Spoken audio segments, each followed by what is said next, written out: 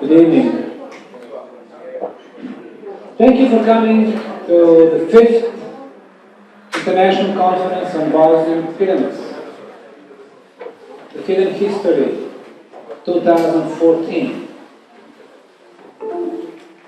I'm very pleased to present a keynote speaker who's coming from South Africa. When we first met, we realized that we vibrated the same frequency,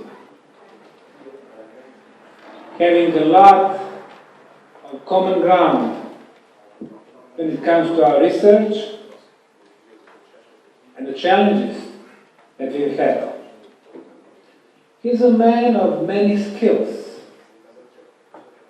Started his career as a songwriter, musician, and a singer. His career developing marketing skills, publicist, author. Of course, he became very well known thanks to his research of megalithic circles in Africa in general, Adam Calendar, ancient technologies, free energy, and lately as a politician. Everything in one man. Ladies and gentlemen, Michael Caduceus.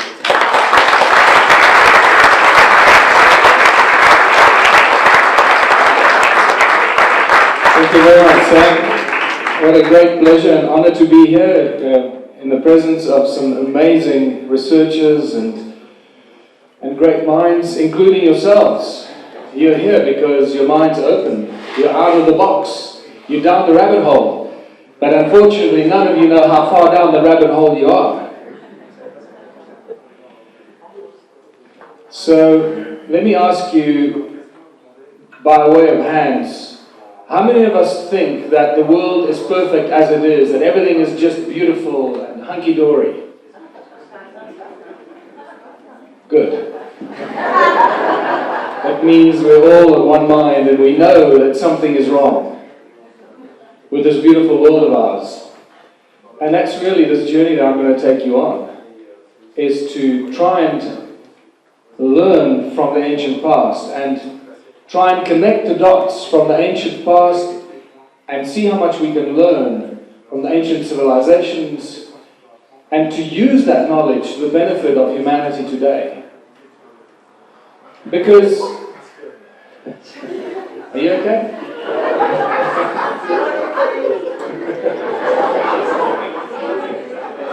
Pardon. Bonsoir, Français.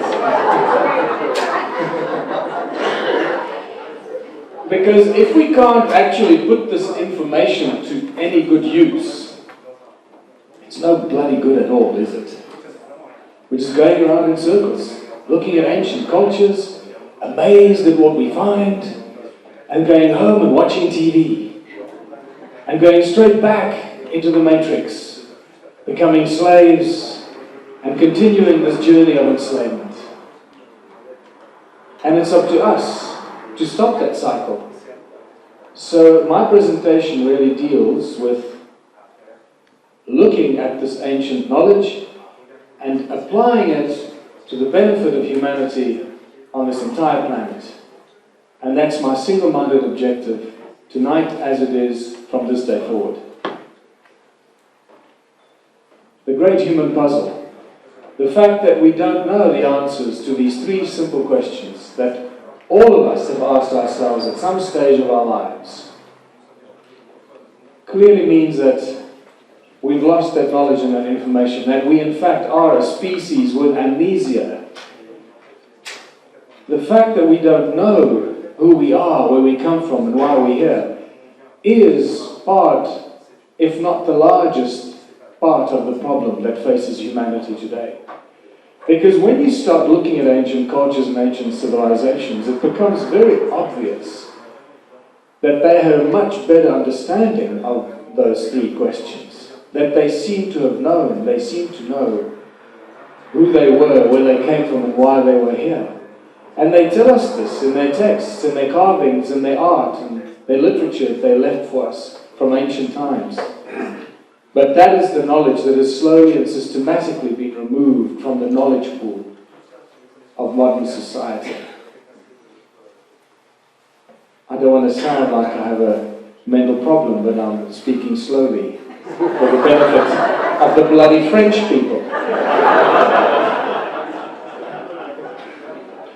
And I apologize that I can't speak both languages. But that would be weird if I had to say it twice, right? What you find is when you start looking back at human history is that the first thing that struck me, which is so very obvious, is that history is much older and much stranger than most of us could ever realize. And that is part of the exciting part of this journey. It is truly like turning a new page of exciting information every day once you go down this journey. And that's what keeps me going and keeps me searching, not just for answers from the past, but solutions to the future. We read in the ancient texts and in the Bible that when the gods were on the earth, there were giants. This is just an example of how strange the history of our planet has been. Now, when you walk into an average bar or to an average dinner today, and you start talking about giants to people, they look at you very strangely because it's not really a subject that most people are comfortable with, or they know very little about it. And yet, it's something that is inextricably connected to this planet, the history of this planet, and to humanity as a whole. And to show you how strange and weird this story of giants is, I'll show you this giant footprint that's about 2 hours from my house in South Africa.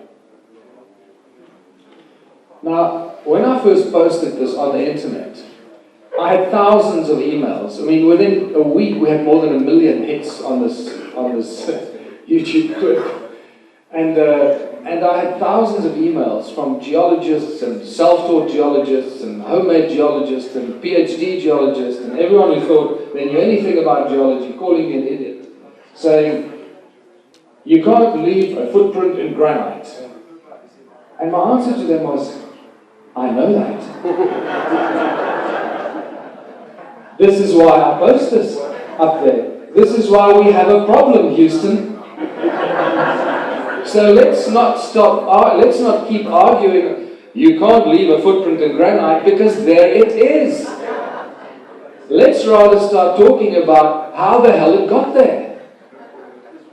And then an email came from a Canadian who told me he was a third-generation gold prospector in the Canadian Rockies.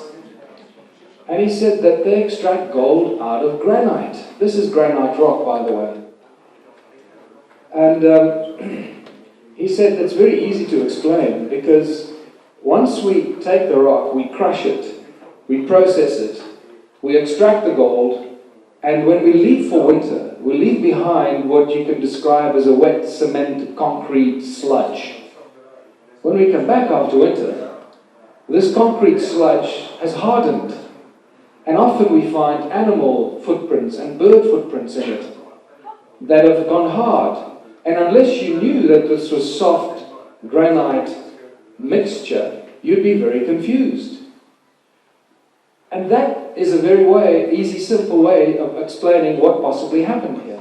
Then I discovered that granite powder is apparently, I haven't checked this, but granite powder is apparently a component of epoxy, glue. And the plot proverbially thickens. So, what is the common denominator here? It will find the word is gold. And we cannot get away from that mysterious obsession of humanity, gold.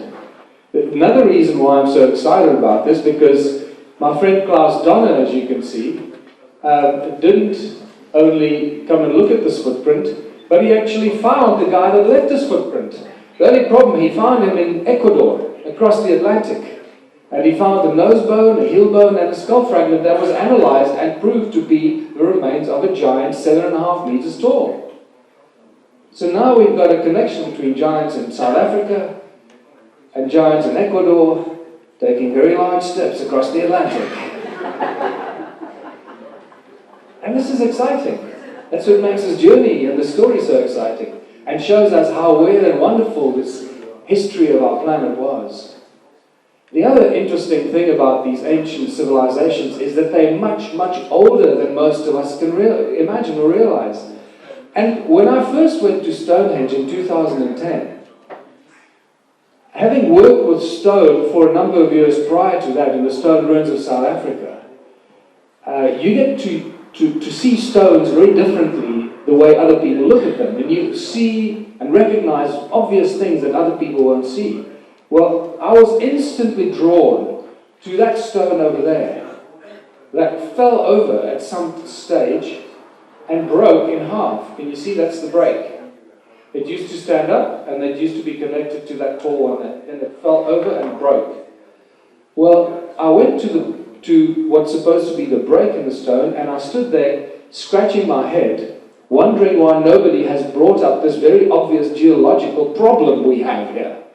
And the geological problem is that we're dealing with sarsen stone, an extremely hard rock that does not erode rapidly. In fact, it erodes very, very slowly.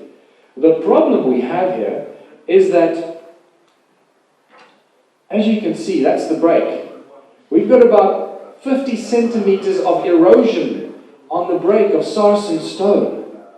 Now, that's not possible. Not in 1 million years will you get erosion on sarsen stone on a break like that.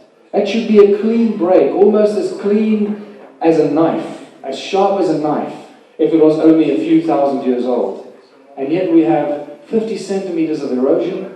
This clearly tells us that Stonehenge is extremely old, probably way more than 1 million years old. Why it's still there in this condition, I don't know. But the geology very clearly tells us we're dealing with a very, very ancient site. And these are the facts we should stick to.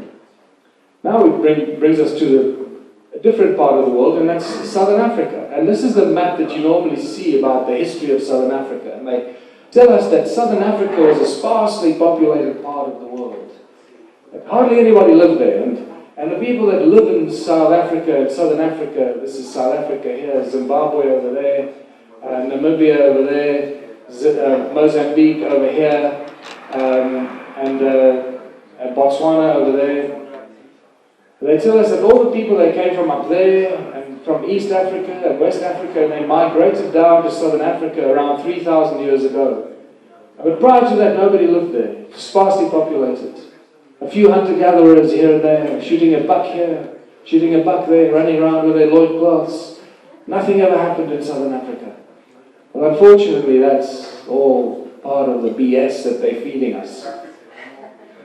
Because the ancient ruins tell us a completely different story. In fact, they tell us that Southern Africa was a very densely populated part of the world, not just for a few thousand years, but for hundreds, if not millions of years. And this is what we need to deal with. To show you what some of these stone ruins look like, I'm going to just show you a few of the photographs from my book. Unfortunately, I don't have any of my books here, but I have a few DVDs on a similar presentation. But you can get them online. They're just very heavy to carry in a suitcase on an aeroplane. So this is what the stone circles look like. What you'll notice is that they are all circular, and yet each one is completely unique. They have internal structures. Sometimes the internal structures are complex, sometimes they're simple. And what's important to notice is the stuff in between. You can see a remainder of a wall here. There's a channel going there, another circular structure there, another circular structure there.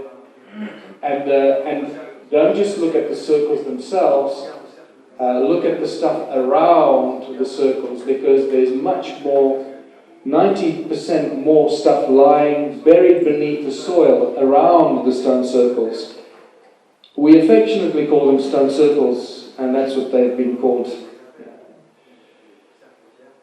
Just another example of some of the more complex ones. And look at the stuff around it. The stuff around it, how much more there is hidden beneath the soil. This is a beautiful example of the stone circle and all the stuff buried beneath the soil around it. It's what I call like a spider's web effect that stretches away from the circle itself.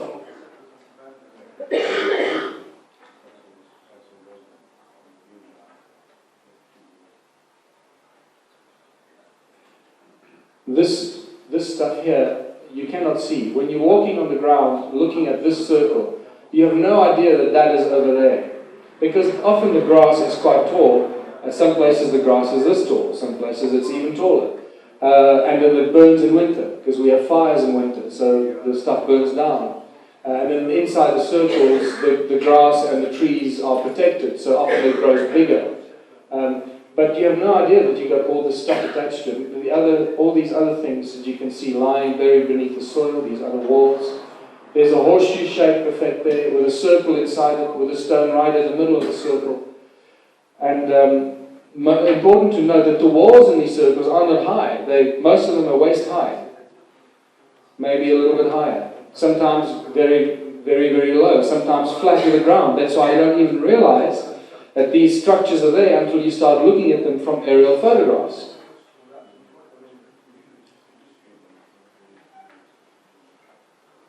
Look at all the stuff in between, as you can see. From this aerial photograph, all this stuff there shows you that this is a much larger cluster, that these two are connected by lots more stuff in between. And then we start seeing beautiful flower-shaped stone circles with channels coming out of them, connecting to a bigger channel here. And then a little diversion of a channel going to a cluster of hexagonal-like cells. Hexagonal cells out of stone? What's going on here?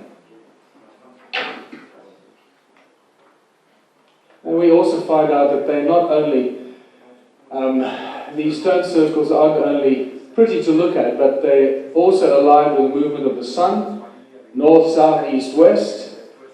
But not only with north, south, east, west, with the solstices, the equinoxes, and then we also start seeing encoded in them some very interesting and very advanced and intricate sacred geometry. And you start realizing that these were not built for humans, and they were also not built for cows, because all our history books still claim that these are cattle kraal, or cattle enclosures, built for cows and sheep. There's a big debate whether it were cows or sheep. It's a very important debate.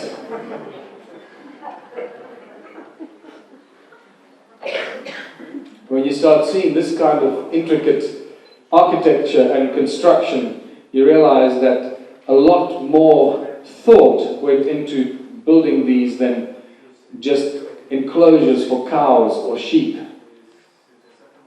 The other important thing is that the channels between these stone circles run for hundreds of miles. No stone circle stands alone. They're all connected, part of a very large grid, together with that spider's web effect around it.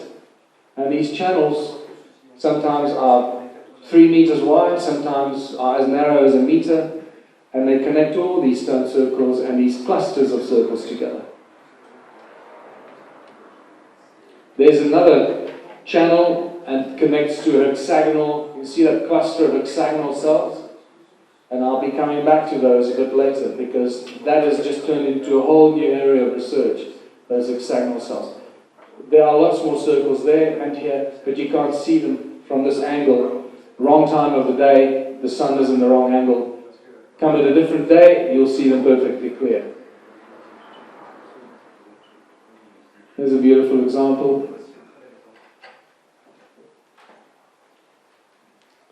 And so it goes.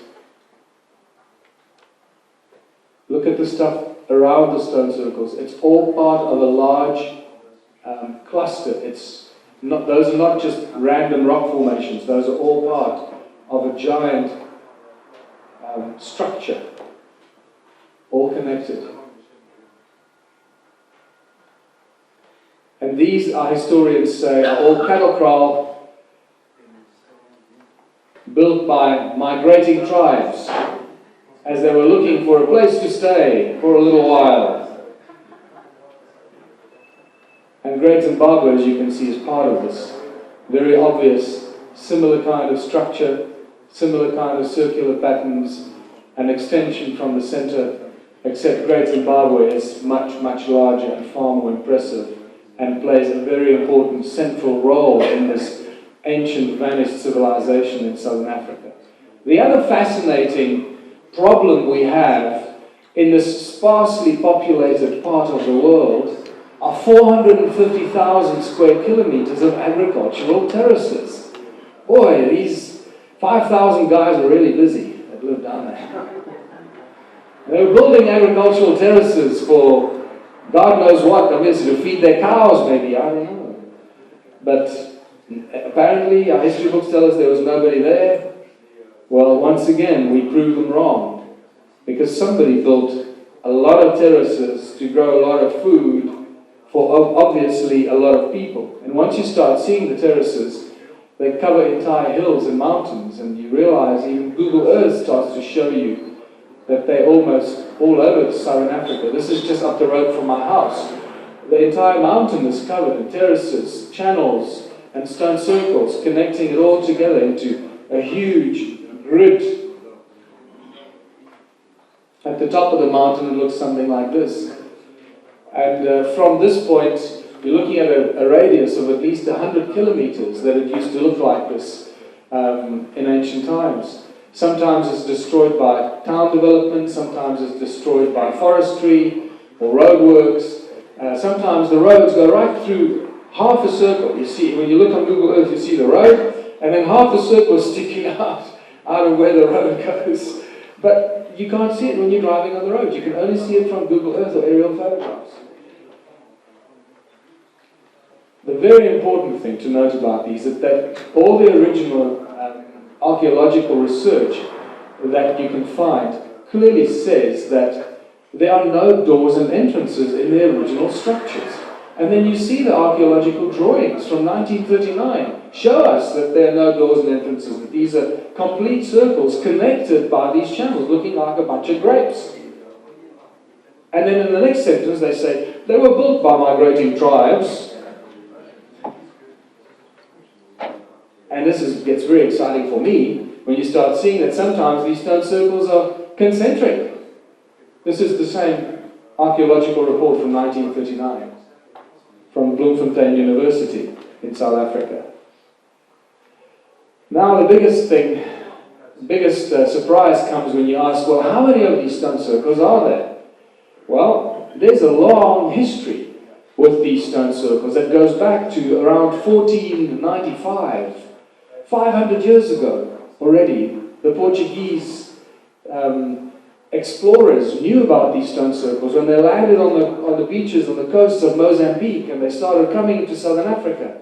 And they came across these stone circles. They write about them in their catalogues, in their reports from the late 1800s, early 1500s. But when they asked the local tribes in the area, where do these stone circles come from, who built them, they were told very clearly, we don't know who built them. We don't know where they come from. That's what the Portuguese were told more than 500 years ago. And yet our modern historians claim they know exactly who built them, when they built them, how they built them, what they built them for. Because you see, that's how our academics have become really wise and clever. And the guys in the past were all very stupid. They knew nothing. Right? That's the problem we face, that kind of arrogance from our modern academia. In 1891, a British archaeologist by the name of Theodore Bent spent a number of years in South Africa until I think he died in 1902 or 1905 from malaria. But in his time, he excavated and catalogued a lot of the stone circles on horseback in South Africa, Botswana, and also Zimbabwe. Great Zimbabwe. This is the inside view of Great Zimbabwe. It remains one of the greatest archaeological and historic sites on planet Earth because it's so mysterious and complex. But he estimated from horseback already in 1891 that there are at least 4,000 of these kind of structures in southern Africa. Then by 1974, Roger Summers did a more accurate calculation with the technology he had, and he concluded that there are at least 20,000, or around 20,000 of these. And boy, I got very excited because I discovered this stuff only in 2005 when I was writing Slave Species of God. And I found out that I live in the land of Indiana Jones, for God's sake. This is it, you know. So I started wondering what the hell these stone circles are all about.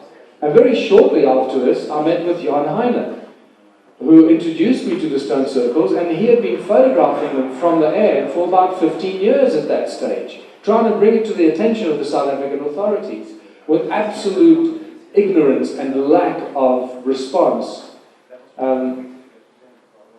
They just completely ignore it, continuously saying, yes, they're very impressive, but they're just cattle kraal of little historic value.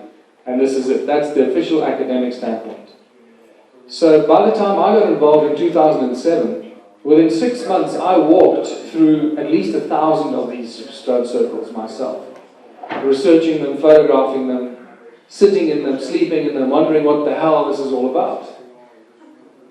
And then I concluded that if I could walk through 100,000 of these, through 1,000 of these, there must be at least 100,000 of these. So I thought, well, I can't just put, I think there are 100,000 of these in my book. It's not going to go down very scientifically. So I thought, let me try and be as scientific about this as I can with the tools that I have. So I started using aerial photographs and Google Earth, and I started looking at large areas and getting averages per square kilometer. How many stone circles per square kilometer? How many per hectare? And how many per 100 square meters? And so forth. And I came to the number of about 3.26 stone circles per hectare. And then I extrapolated it to the size of these settlements, and I nearly fell off my chair. Because the number I came up with completely blew my mind, and I thought I was making a mistake. So I counted over and over and over again, because I didn't want to accept the number. Because the number that I faced after I finished counting, so I started counting. I normally say that I counted one by one, but that's not true. And you can all go and do this. Go to Google Earth and just look around Southern Africa and you'll fall off your chair. Because it's everywhere. Different times of the year, you'll see different things. It all depends on the pictures were taken by Google. What time of the day, and so forth. What time of the year, if the grass was long or short. This is south of Johannesburg. There are thousands and thousands of them south of Johannesburg, and no one's doing anything about it. This is a whole other thing. I'm going to come back to this. This is about 15 kilometers outside of Rustenburg, west of Rustenburg towards Botswana. Rustenburg is a town that I grew up in, on the platinum mines. Remember, South Africa is one giant bloody mining colony. And this is back near where I live, in Watervalboven and Machadodorp. You can see the terraces, the channels, the sun circles. By the time I finished counting, it wasn't 4,000, it wasn't 20,000, it wasn't even 100,000, but I ended up with a number of more than 10 million of these. And the moment that you look at this, you realize that you're staring at a completely unknown ancient civilization that no one has ever faced before, that no one knows anything about except the stuff that I've been bloody writing. So, yes, the only information you're going to get about this is in my books. Unfortunately, and that's where it sits. So, we realized, well, so I wasn't bragging, it's a very sad state of affairs, but it's like, I'm the lone gunman out there. I need some help. So we realize we know nothing about these ancient civilizations, and we have to go back to connect the dots and find out who the hell these people were, what were they doing, why were they there, how long ago was this, because it certainly isn't within the paradigm of our current historical books and our historical time frame. So, this brings me to my friend Michal Legworth. Some of you might remember him from What the Bleep Do We Know? Michal is a walking, talking encyclopedia, one of the wisest men you'll ever find. And as you can see, he used to keep some very interesting company a long time ago. He was the advisor to the two popes, these two popes, Ratzinger and John Paul, for 17 years at the Vatican. He is a scholar of the highest caliber and has incredible knowledge of pretty much everything, every subject you can imagine. From quantum physics, to astronomy, to Hebrew, to Sanskrit, to African knowledge, to Aboriginal information, anything you speak to me all about, he has an infinite, seemingly infinite source of knowledge of all these subjects. Well, while he was studying, and many years ago, he made an incredible discovery. He realized that the original phrase in the Hebrew Bible, the first sentence of the Hebrew Bible, does not start with the obligatory aleph, the first letter of the Hebrew alphabet. And all sacred texts in Hebrew, sacred texts, have to begin with the first letter of the Hebrew alphabet, aleph. But when he inserted the aleph into that opening phrase, and when I was just with Mihal in Washington now before I came here, and he wrote down the Hebrew text for me, but obviously I forgot it in Rhodes, so I'm not going to read it to you, unless I've got it in my pocket. I don't think I've got it in my pocket now. Basically, what we've learned the Bible to tell us, the opening phrase is, in the beginning God created the heavens and the earth, in Hebrew. When he added aleph, it changes the entire meaning of that opening phrase.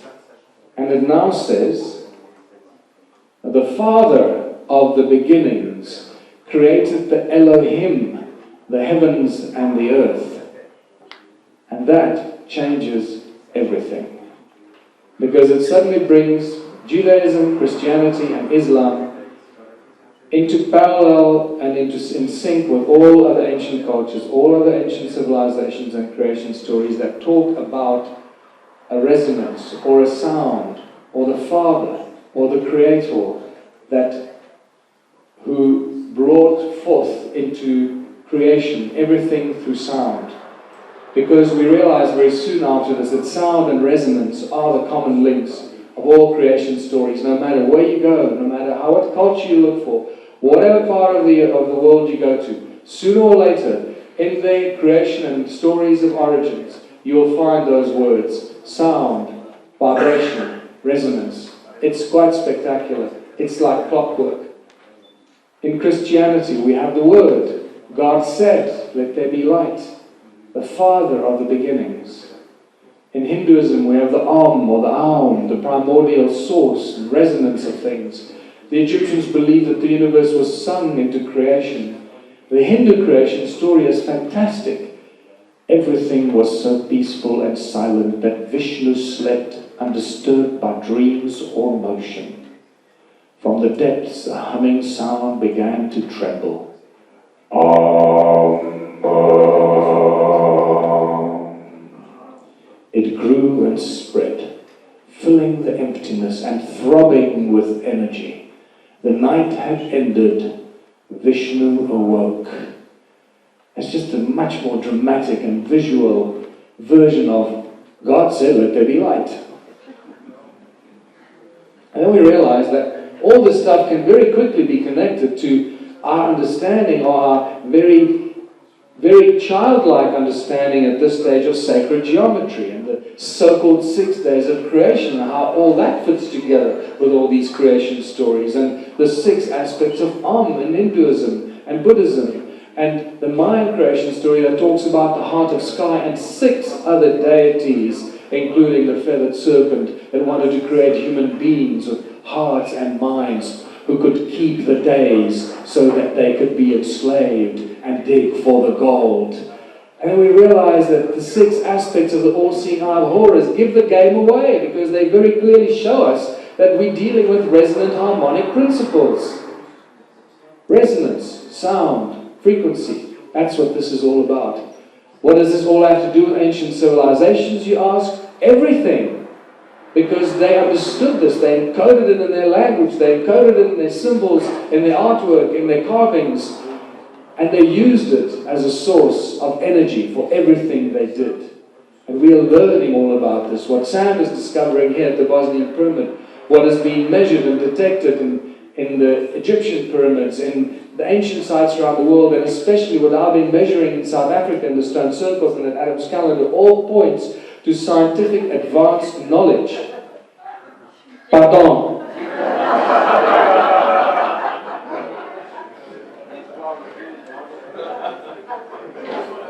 see,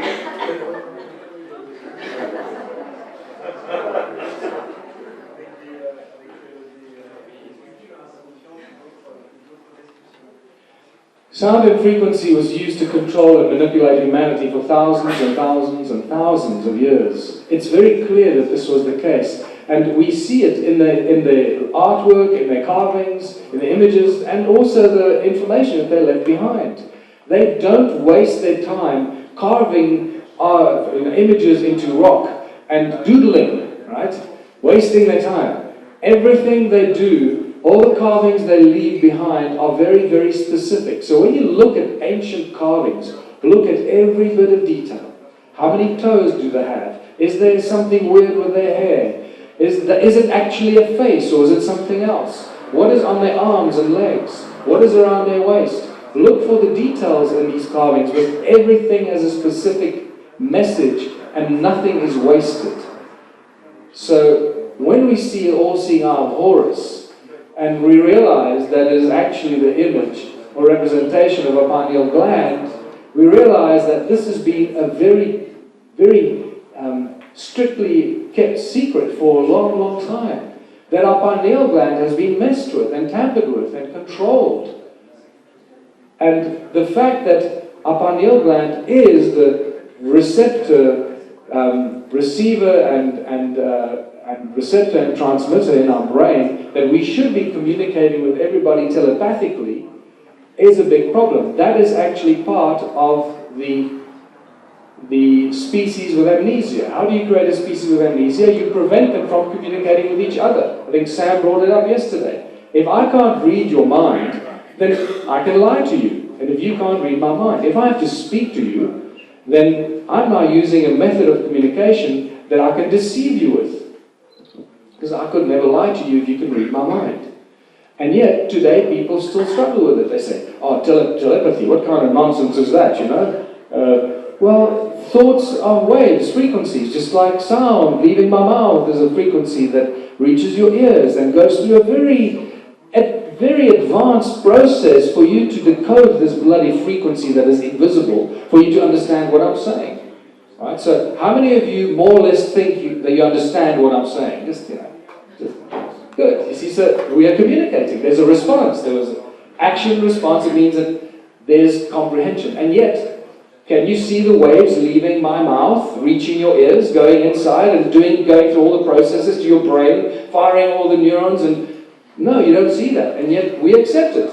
But this is how things work. But if you tell somebody, well, you can communicate telepathically, they say, what kind of rubbish? I must just remind you is that what kind of rubbish, I've never heard of it, is not a scientific argument.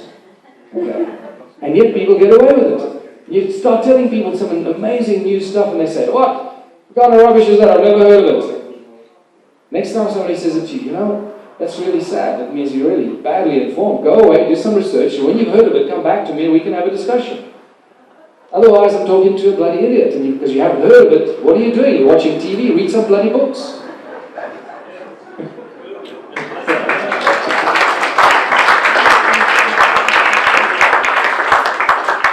Pointing to the middle. 12 cones pointing to the circle. And a cone in his hand which he's focusing at something. So he's obviously doing something with this cone, telling us they're performing some sort of operation or some sort of, they're doing something with this cone-shaped thing in his hand, and more cones in a circular structure. There are 12 of them pointing to the middle. Well, and it seems that these guys were somehow controlling our pineal gland and the tree of life or DNA. Many theories are going around as to what they were doing with these cone-shaped tools. But I believe it's all to do with sound and frequency, manipulating and controlling humanity with sound and frequency. And nothing has changed, because today, there's your all-seeing eye of Horus, and there's six of those 12 cones to represent, the thing on his wrist, and the control to frequency carries to TV, radio, cell phones, Wi-Fi. All of this is just a control system over humanity. Nothing has changed over thousands of years. Come on. So let's go back and ask ourselves, well, what is the sound? What is this resonance thing? It's spectacular, because at school you get taught that sound is this way. Well, this is sound. Here's a sound wave, you see? Sound wave on a board, and this is amplitude, this is the wavelength, and this is what you go away thinking this is what sound is. Well, that will screw you up for the rest of your life, because you'll constantly see sound as a line on a board. Sound is a living thing. It's a three-dimensional thing. Sound leaves your mouth and leaves the source, and it goes in all directions. It's not a linear thing. It doesn't go in one direction. It goes in all directions. And just because you can't hear it doesn't mean it's not there.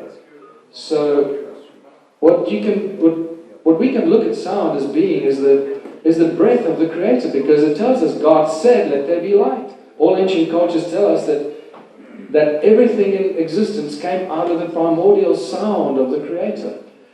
And I refer to it as the prime resonance frequency, where everything in creation resonates in harmony.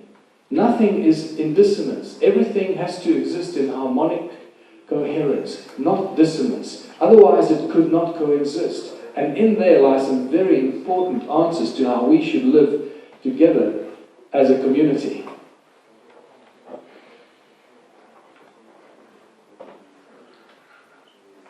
And I believe this is what Gene Roddenberry was trying to tell us in Star Trek for nearly 60 years now about the prime directive. That you cannot breach the prime directive. If the prime directive is the prime resonance of everything in creation, it gives you a very clear indication. What is the consequence of breaching the prime directive? Is you begin your own demise. You become the cancer cell in the great creation. You become the disease. You are in dis-ease with everything else that is in harmony around you. And this is the message that we've been told in countless TV shows and blockbuster movies from Hollywood, which we will talk more about. Hollywood blockbuster movies. What the hell does that mean? Where did they come up with the name Hollywood? Where does the word blockbuster come from? Why do they come up with these names? This is not all coincidence. This is all very neatly and carefully planned as subliminal control of humanity. This rabbit hole is deep, people. If you think that you figured out how deep this rabbit hole goes, you've been fooled. Very recent understanding of ancient technology will reveal how incredible sound is. But for us to understand ancient technology, we have to understand the source code. And the source code is what I refer to as the primary frequency, or the primary resonance, the breath of the Creator. If we don't understand the source code, we'll never understand how it all fits together.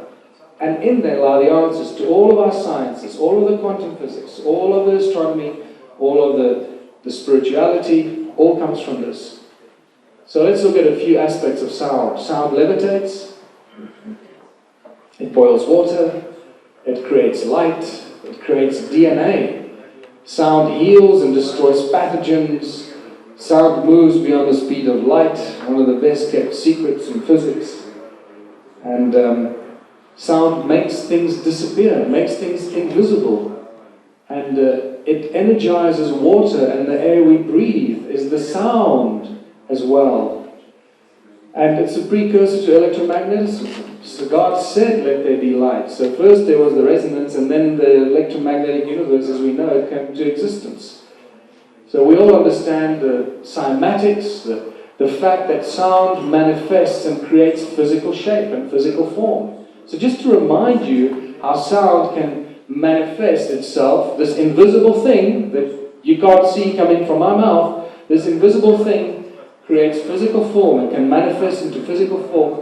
Let's just look at it again. In case you haven't seen this before, just watch the volume on this, because could be quite loud.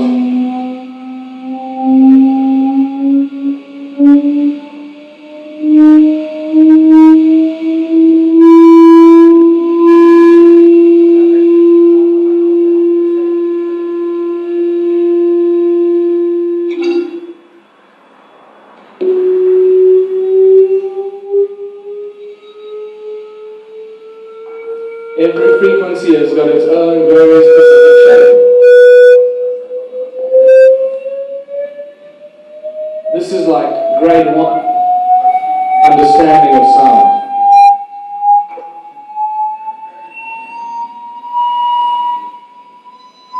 I think I turned it down.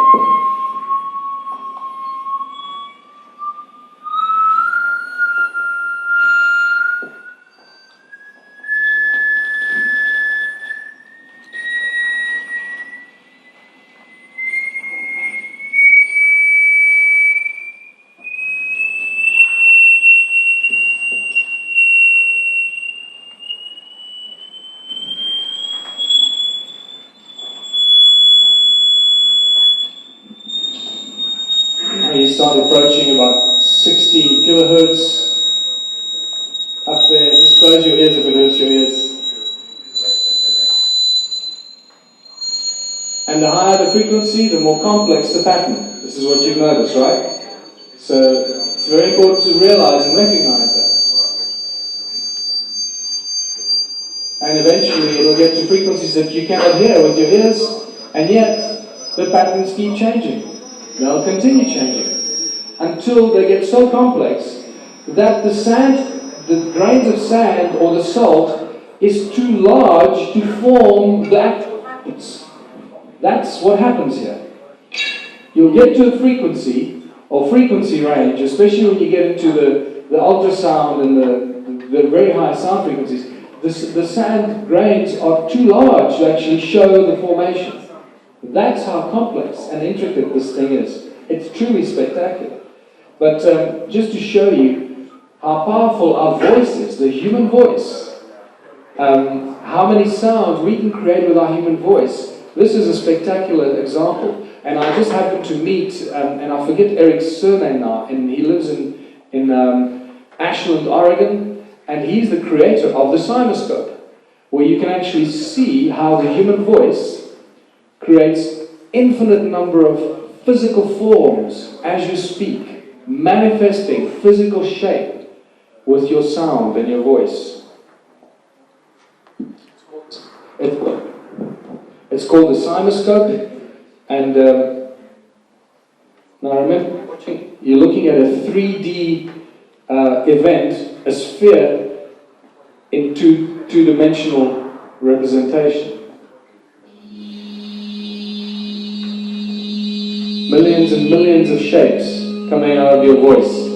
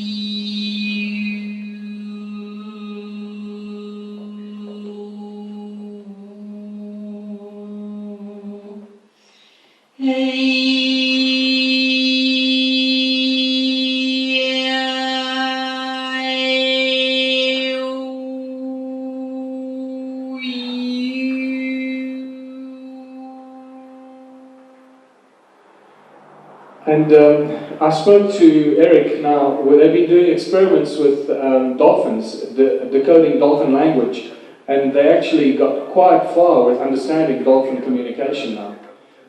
Dolphin words and expressions, and the amazing thing is that when they communicate with each other, when they throw, for example, they throw, I think it was a duck or something, a rubber duck into the water, and they pick up the sound that the dolphins make referring to the duck, it comes up as the image of the duck.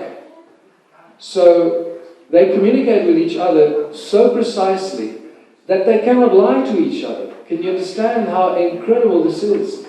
They are referring to something far more effectively than we do with describing it with words. They're describing it with the frequencies that make up the thing that they are observing.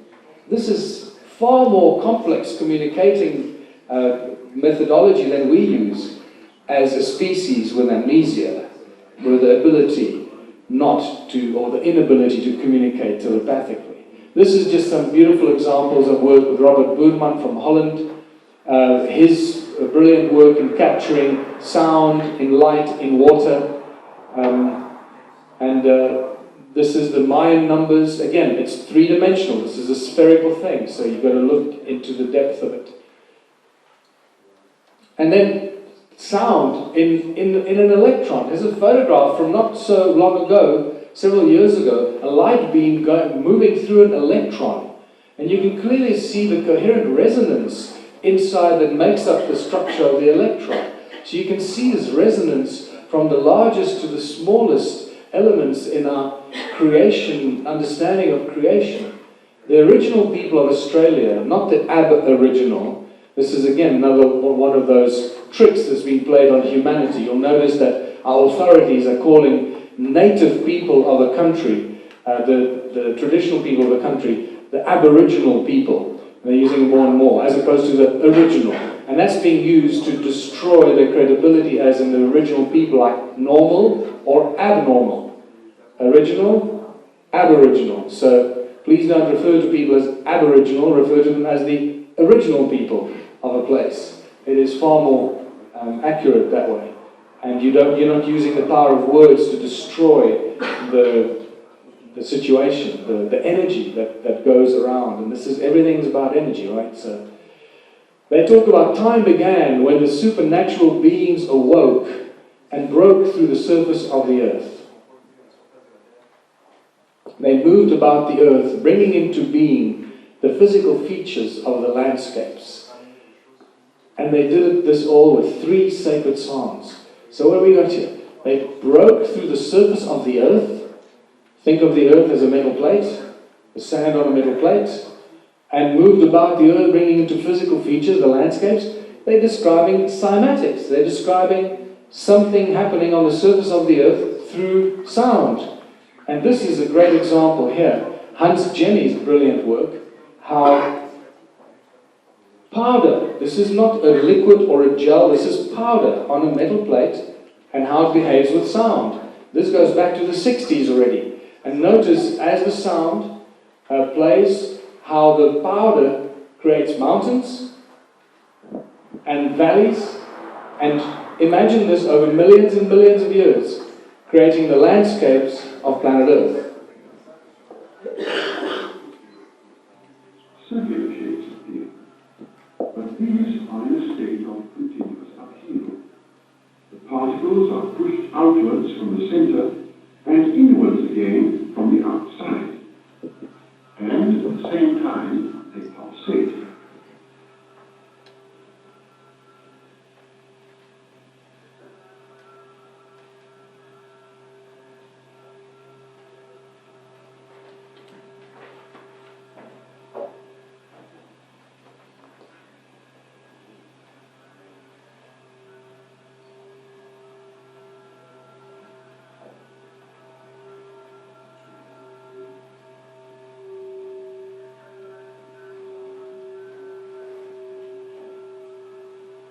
We can recognize the various atoms of the vibratory fields.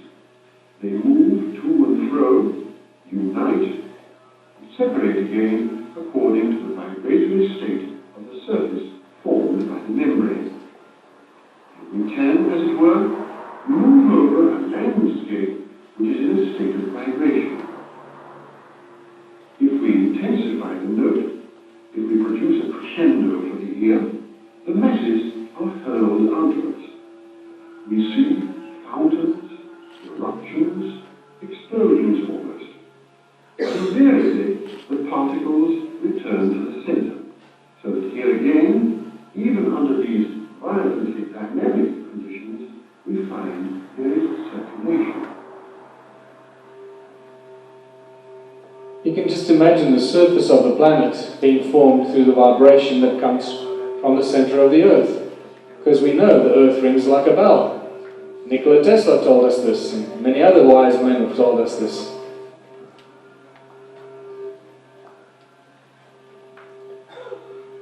I think you get the drift. Other best kept secret in science and physics that In 2005, at the Middle Tennessee State University, 2 undergraduates and 2 high school students propelled sound beyond the speed of light. And this was documented in the American Institute of Physics in 2007, and not a word in the mainstream media about this. It's not good for business, can't give people too many ideas. You realize when you look at the sound bubbles, the cymoscope and the sound bubbles that they create, the photographs, when you get a cross-section of that sound bubble, you can see that that's where the inspiration for religious symbols come from. Can you see the cross there, in the sound bubble there? The cross in the circle? It becomes more evident in some other photographs, cymatic photographs like this one here. Very clearly shows us that sound is the source that inspired religious symbols. And they knew it when they made their religious symbols like these. So we understand that they knew that the sound of the Creator, that the Creator was the source of sound.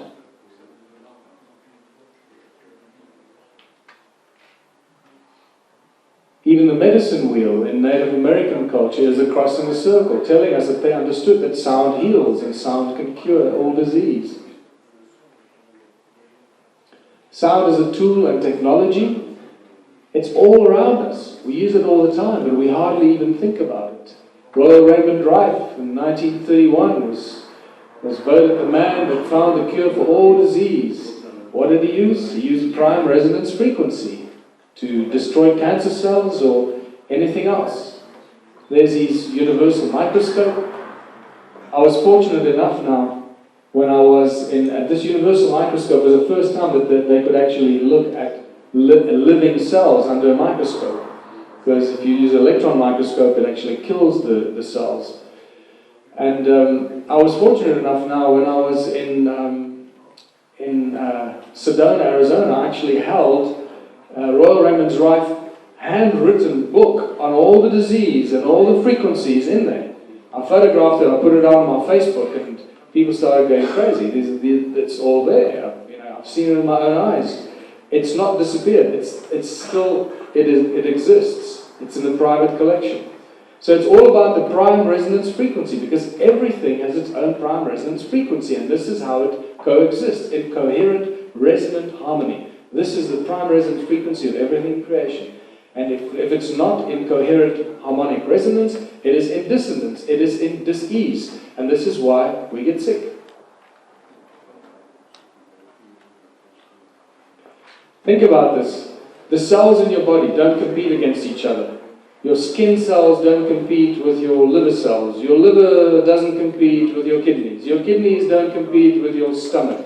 Your stomach doesn't compete with your heart. They all work in coherence and in harmony for the greatest benefit of the whole organism, your body.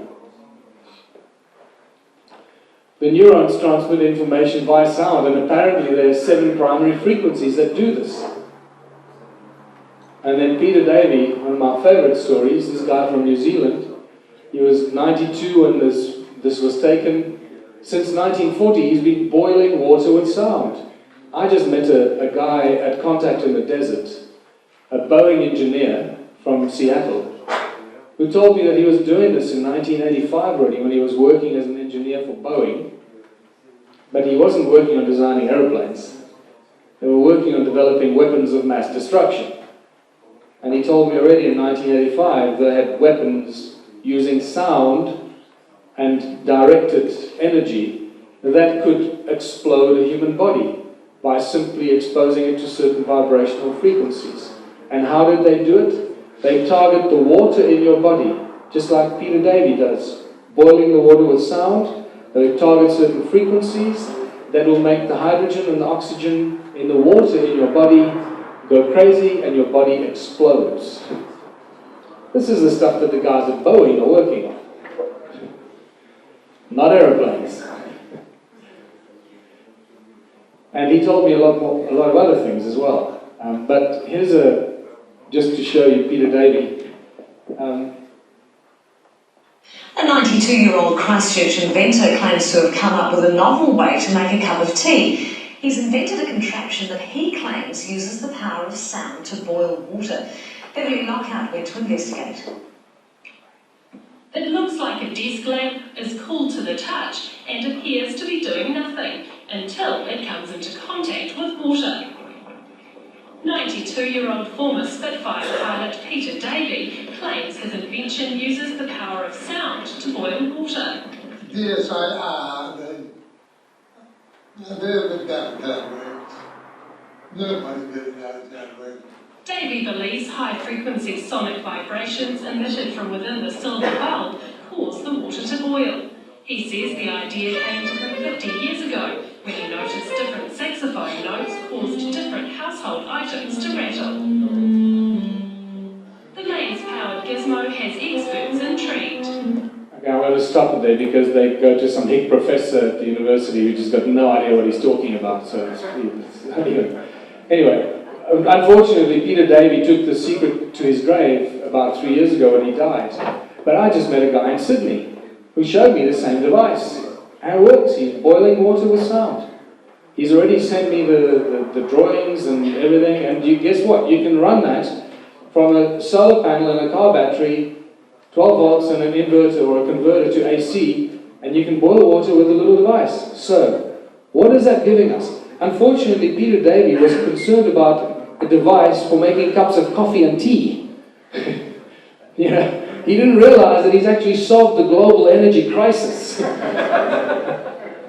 Because today, we burn coal, or we use advanced technology like nuclear fusion to boil water, so that we can get steam to drive hydro turbines, or to drive turbines, steam turbines, to give us electricity. So now we can eliminate the nuclear stuff and using coal to pollute our beautiful planet, and we can use a few of these little gizmos, and we can boil water to create as much steam as we bloody well need. And in a sense, we've got ourselves a free source of energy, because the water we boil doesn't get used up, it just gets recycled. So we're not desecrating the planet, we're using the gifts that we were given for our own benefit. So this is what I'm very excited about sharing a source of free energy with the world, and I believe this is it. Because we as a species are not going to get a source of free energy. Look, free energy is the biggest thing on everyone's minds right now. Everyone's looking for free energy. And from the weirdest, most advanced zero-point stuff and the void stuff, and it's advanced science and you can't understand it, so don't worry about it. This is a small step up in our consciousness. Something that everybody can live with. Oh, well, we're boiling water with sound. We're not boiling it with coal, we're boiling it with resonance. So everybody will feel comfortable with that, and there's not a huge leap in understanding how things work. And that will relieve us from the stress and the anxiety and the misery of control through energy, and we can experience higher thoughts, release our brains a little bit, and get to a higher energetic level and a higher level of consciousness where we can start coming to terms with more advanced technology than that. But, sound levitates, and I'm going very slowly, so this is unfortunately going to be a lot longer, otherwise we might actually just end this presentation sooner. So this is acoustic limitation. I had a 2-hour discussion with David Deek. He lives on Long Island. He did this several years ago at one of the universities in the USA. Unfortunately, this is not how you levitate large objects. This is just to show you that sound can levitate. Because once you can see sound levitating things, you're okay with it. Whether it's not how you do it, because levitating 20-ton blocks is a different thing from using standing waves and the pressure that gets created between two standing waves in a laboratory. But nevertheless, it still gives you an idea that sound can levitate stuff.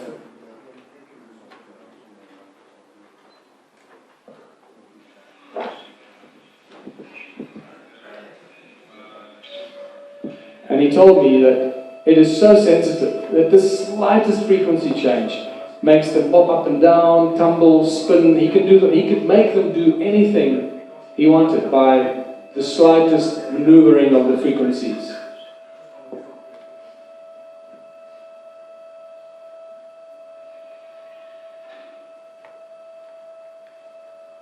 And as you can see, there are three sources of sound. One from the top and two from the side.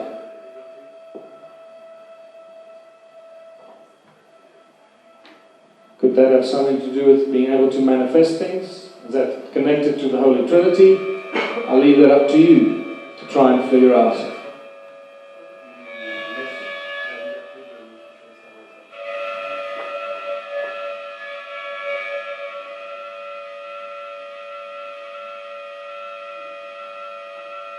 Listen to the little change.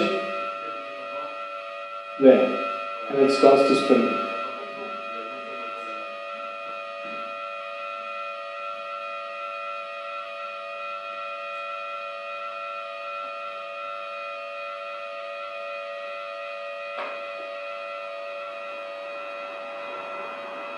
Okay, I'm going to speed up a bit. John Keely levitated stuff in 1888 in Philadelphia.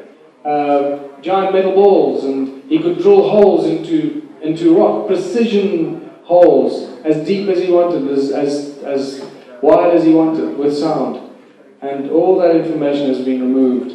But by far, for me, the most mind-blowing effect of sound was Luc Montagnier in 2011, that spontaneously created DNA with sound. Now, this is spectacular, people. Think about what you are. What are you? If Luc Montagnier could spontaneously generate DNA in a test tube, he had one test tube, empty, another test tube next to it, in a bowl, in a tank of glass, in a tank of water, and he exposed it to 7 hertz. Interesting number, 7 hertz. And within a few hours, DNA spontaneously appeared in the empty test tube. So what does that tell us?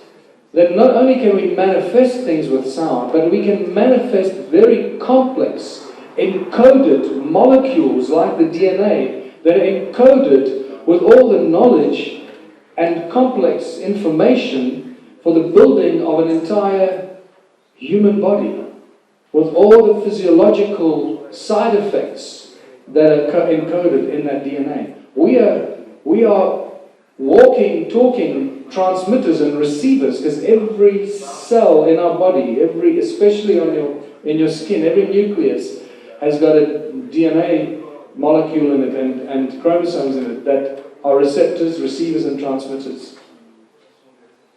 And that brings me to the magnetron. Magnetron technology, and it's called resonant cavity magnetron. Resonance means resonance, sound, creating huge amounts of energy. Magnetrons are in laser beams, they're in microwaves, and a laser beam can be benign. Look, it doesn't kill me, right? But if I do this with something else, it'll burn a hole right through my brain. It's all magnetron technology. Certain laser beams can cut metal in a split second. And this is very powerful technology, all to do with resonance. Sound creates light. This experiment has been done. Some people mess around with their Christmas lights, where you put the speaker in a very noisy place and it makes the cone vibrate and it actually turns on the lights.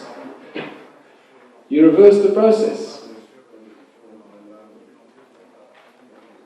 Daniel Nunes in New York creates these donut-shaped vortex coils, and by putting sound into the center, he generates so much energy that he converts gas into plasma. This is spectacular. A little puny little copper coil, donut-shaped coil, and this tells us that sound is the ultimate source of free energy. Because if sound and the resonance of the Creator is responsible for everything in creation, we should be able to use sound for everything in our reality.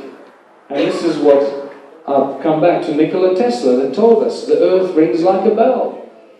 And I believe that this is really what he tapped into, the sound resonance of Mother Earth. And he utilized that sound resonance, he converted it to some other form of radiant energy that everyone is trying to find, and everyone is claiming they're working with Tesla technology, but I don't think anybody actually understands what Tesla did. Then I got introduced to a German scientist called Christian Lange, who found a perpetual motion energy device that looks something like this. by using the wind that goes into the device, and it starts to hum and resonate, it makes a certain noise, and it makes this thing turn and create energy. And once it starts to resonate, it doesn't stop. So he uses perpetual sound and resonance to create a perpetual motion energy device. When he sent me his drawing of his device, it looked something like this, like the human lungs. And I asked him, why are you sending me a picture of human lungs? And he said, no, that's the design of my device. And I said to him, have you ever seen what human lungs look like? And he said, no, not really. So I quickly went online and I downloaded this picture here and I sent it to him, and he was amazed. And that his device looks just like the human lungs, with the diaphragm and the trachea and the alveoli. And it suddenly hit me, oh my God, that's what happens in our lungs. The air we breathe goes through a very distinct process of speeding up and making a sound. There's a sound we make when we breathe. It is not a quiet process. When the air goes into the trachea and moves through the pipes, ever decreasing size of pipes until it reaches the alveoli, it keeps speeding up. It speeds up and speeds up and speeds up until it reaches the alveoli. By the time it reaches the alveoli, it's probably moving at hypersound speeds, possibly moving beyond the speed of light. I'm not saying it is, I'm saying possibly. And this is really exciting because we suddenly realize what happens in our lungs. It is actually the sound of the air that energizes the oxygen. Otherwise, doesn't make any sense what happens in our lungs, because we told at university that, well, we breathe oxygen, we use oxygen, and oxygen is what feeds us with energy. So, well, what about the oxygen feeds us with energy? Because we don't use oxygen, we breathe it out again. So what happens to the oxygen in our lungs? And this is the trick. It's the sound that energizes the oxygen. And this is spectacular. And this really starts to pull a lot of this information together. Look at the shape of the bronchi and the hexagonal shapes of the alveoli. This was a huge moment for me when this suddenly hit me. Because when you see the measurements in the stone circles in South Africa, I realized that what we're dealing with here is magnetron technology, generating huge amounts of energy, and pushing that energy through possibly sound. There's a lot more about that, but I don't think we've got enough time here. Into these hexagonal clusters that act as lungs. And sometimes there's another one. There you go, the channel leading up to the hexagonal clusters there. And some parts of the stone ruins in South Africa actually look like this here. Look carefully at this. This is 5 by 5 kilometers. It's very similar to the histology of the cells in your lungs that look something like this. Okay, these are not dwellings. This is something else. You realize that what these guys were doing is not only generating huge amounts of energy, but also probably creating an atmosphere, or geoengineering, or generating oxygen, or exciting the oxygen and the components of the air that we breathe. It's getting more and more exciting and mysterious about what was going on there. It's another part of that lung, that giant lung in South Africa. And then on the 5th of August, this news broke that sound acts as a cloak of invisibility. That you can hide things with sound. And then in this article, I talk about this plastic pyramid. They made this plastic pyramid like this. And when they expose it to certain frequencies of sound, the pyramid itself and everything beneath it disappears. It vanishes from sight. And you go, remember, you expose it to a certain sound, and it disappears. And that makes you think. Look at that shape. Is this why the people in the East built their temples like this? So when the Buddhists chant on tops of their mountains, and they got marauding armies of of enemies coming towards them, they just sit in their temple and they go, and their temple disappears from sight, not to be seen. I'm telling you, that's what's going on here. We can't process this kind of thinking. I also know because James Gilliland at the Assetti Ranch told me, before I showed him this, he told me that he was somewhere with some people doing some spiritual work. They were in a water bath, a hot bath, and they were toning. They were making the toning sounds. And he said his eyes were closed, and at one stage he opened his eyes, and the building was gone. And he got such a fright. In the moment of realization that it was gone, it all came back. And so I'm connecting these dots for you. Do with this information what you want. And that brings us back to taking control of humanity with cone-shaped tools. And we can't get away from this.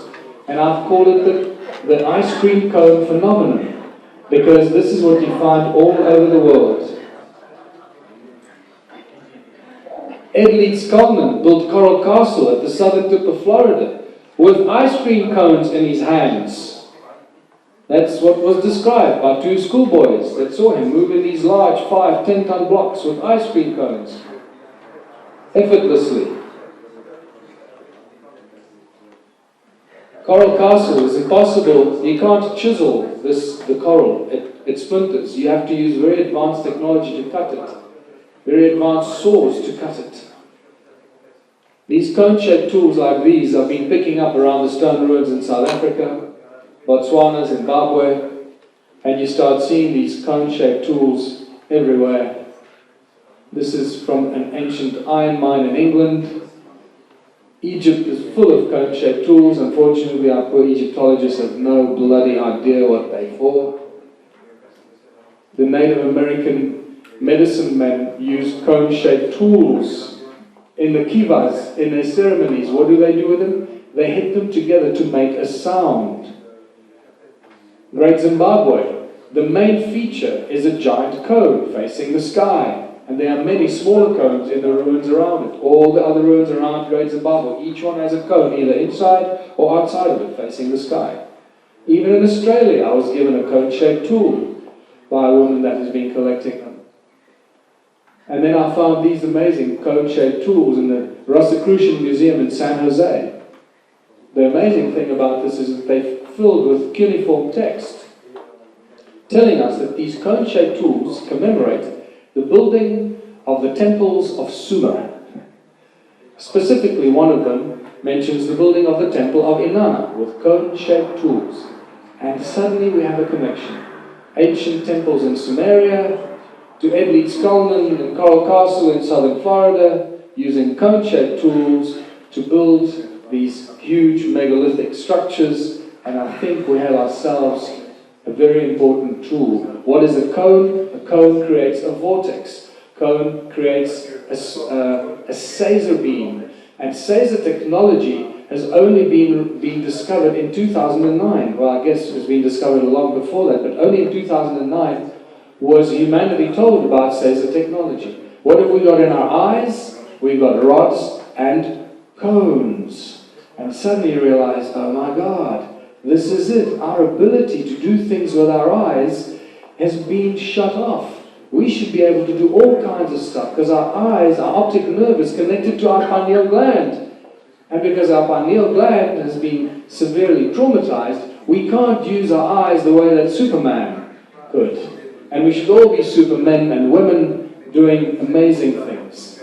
What's all the activity in Southern Africa all about? It's all about the gold. Always about the gold. All ancient cultures tell us that the gold belongs to the gods. Every single one. When the conquistadors and the explorers discovered the ancient cultures, and everyone seems to have huge amounts of gold. But one of the greatest technological examples of ancient technology is the Ark of the Covenant. If you read your Bible, you'll know there was a powerful, powerful device that could smite and kill armies and kill people that touched it. And it was a weird, bloody thing. Trying to figure out what the hell it was. And it was also obviously a receiver and and a transmitter, because God told Moses to, or Aaron rather, or Moses, I think it was Aaron. Aaron was doing all the talking for Moses, because remember, Moses had a speech impediment. He didn't do much talking. Bit of detail that is often forgotten. So, very clear instructions of go and sit between the winged cherubim when you want to talk to me, and I'll tell you what you must convey to the Israelites. And so it was clearly a communication device. And then the golden calf. What did Moses do with the golden calf when he came down from the mountain? He put it in the fire and he burnt it. But he didn't turn it into molten gold.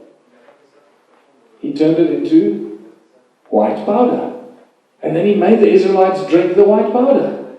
And in that moment we realize that even in the Bible we get given the secrets of this golden mystery, which I call the golden surprise. It is not about the gold, the shiny yellow metal. It's about the white powder of gold that Moses made as the alchemist. Remember, Moses was a privileged child from the house of the pharaohs that went through the mystery schools. He was an alchemist and a wise man of a high standard. He knew how to create monoatomic gold, all this white powder of gold, whatever you want to call it, manna from heaven. This is a very important understanding. Monoatomic gold exists because gold exists as AU2. The one golden atom binds with another golden atom because of the valency in the outside orbit. So it actually forms a stable atom as AU2. But if you prevent the one golden atom to bind with the other one, it'll bind with something else, and you start creating what's referred to as monoatomic gold. And it does weird things. It acts as a superconductor. It conducts information instantly without loss of information or creation of heat. It emits a weird single frequency of light. It heals faulty cells in DNA. It pretty much cures all disease. It is an anti-gravity device. It shows anti-gravity properties. When David Hudson created the white powder of gold with MIT, they had a little pile of white powder inside a tube of inert gas, and when he put his hand under this little pile of white powder, the pile of white powder lifted up and started to levitate inside the little tube. When they tried it with magnets and iron and even electrical charges, nothing but human touch made it lift up and elevate. And then they found, when they exposed it to heat, at 700 degrees, that little pile of white powder started to disappear. By 800 degrees, it was gone. Not there. They swept the little pan where the white powder was to just make sure that it wasn't just invisible. Disperse it. When they started to reduce the temperature, it started to come back. And by 700 degrees, it was back in its place. And you realize that white powder of gold can act as a cloaking device under certain conditions. It moves into a different dimension where it's no longer here. It goes somewhere else.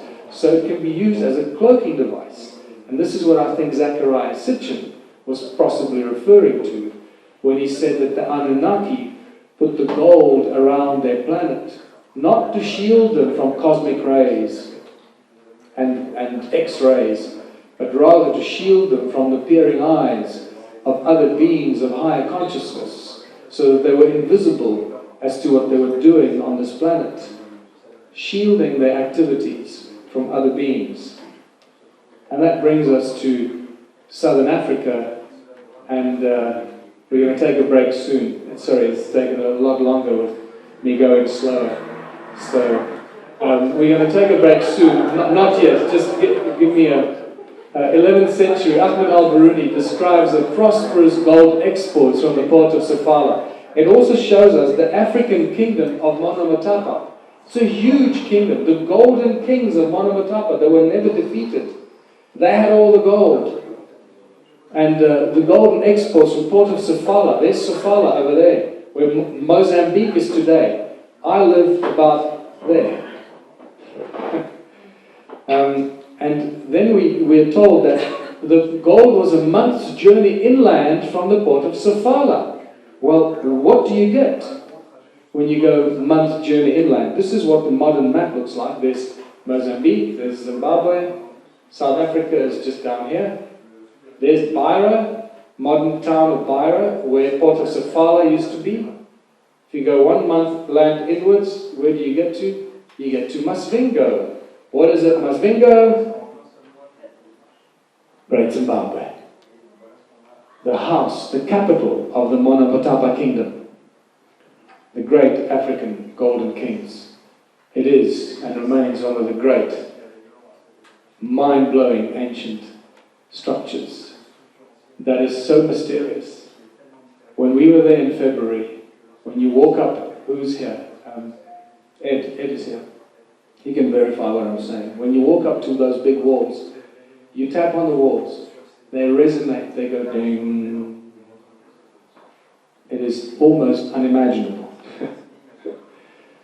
Around the town of Leidenburg in South Africa, about 45-minute drive from me, that's well known for these Leidenburg heads, mysterious Leidenburg heads. 75,000 gold mines were discovered in 2010. In the 1930s, mysterious tunnels were found by gold miners about 100 feet deep that shouldn't be there. It doesn't make any sense that there would be ancient tunnels. In 1971, between 71 and 75, this pre-Inca Viracocha statue of Viracocha was found in an underground tunnel in a sinkhole under the town, or near the town of Carltonville, linking South American ancient civilizations that had huge amounts of gold to South Africa and Britain across the Atlantic. And this brings us, the obsession with gold, what I'm showing you here is that the obsession with gold goes to ancient times and also modern times, connected to South Africa, because in more recent times, in the South African War, which is known as the Anglo-Boer War, was all about the gold. And this man here, Cecil John Rhodes, probably one of the most evil men that's ever lived, but we need to love everyone, so we have to learn from him. So we love you, Cecil, for showing us what not to do. If you go read up about him, he was probably the most powerful man in the world for about 30 years, until he died, I think it was in 1904. All about the gold. The reason why it was all about the gold, because in 1899, the British Empire sent 470,000 troops. Put this into context of the Gulf War today. There are about 250,000 troops in the Gulf War in modern days. In 1898, the British Empire sent 470,000 troops to South Africa to secure it for the crown because of the gold. And they were fighting 60,000 farmers on horseback and about 60,000 native Africans. All because something happened. Something very important happened that they could not let go. They had to secure the situation. And this situation gets explained in this event. On the 4th of June, 1900, a train filled with gold was sent by Paul Kruger, the president that was fighting, the rebel president was fighting the British might. Remember that this South African war remains the most expensive war the British Empire has ever fought, until today. Most expensive war they have ever fought. It is also where Winston Churchill was active and where Mahatma Gandhi was active. That's for my longer presentations. I go into detail about the involvement of Winston Churchill and Mahatma Gandhi in the South African War. So you get some very interesting historical activities and figures that were involved there. But Paul Kruger, you'll know for the Kruger Park. Sorry.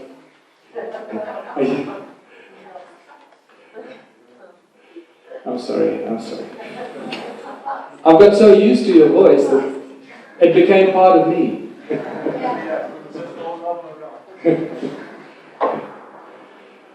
So Paul Kruger filled a train with gold and sent it to the port of Mozambique. The train made it to a town called Machadodorp. which is the town before the town that I live in, Watervalboven. Watervalboven, which means upper waterfall. There's also Waterval onder. These are both towns of Paul Kruger. That's where at Waterval onder he has his little house, or had his little house, where he controlled the war against the British. And his train of gold mysteriously disappeared when it got to Watervalboven. It remains one of the greatest treasures on earth today. Trillions of dollars filled trillions of dollars worth of gold. The question we have to ask is, where did Paul Kruger get all this gold from? Because in 1902 there was not enough gold in all of South Africa or the world to fill several train coaches with gold. Where did Paul Kruger get all his gold from? And I will tell you this after the break. Okay, so the question was, before the break, where did Paul Kruger get all his gold from? And now I can tell you after the break. I forgot to put the slide here, but I'll tell you about it. What the Boer fighters were doing was they were digging tunnels to hide from the British soldiers. And during one of those tunnel digging exercises, they must have come upon an unexpected discovery, another tunnel that they didn't expect. And that tunnel was filled with gold. And that gold was there for thousands and thousands of years. It would be known as Annunaki Gold. Why do I know this? Because I have a direct link to God.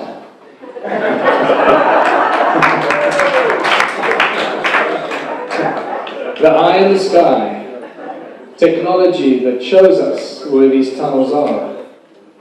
And I've been fortunate enough to have been shown some spectacular evidence of such tunnels that are still there.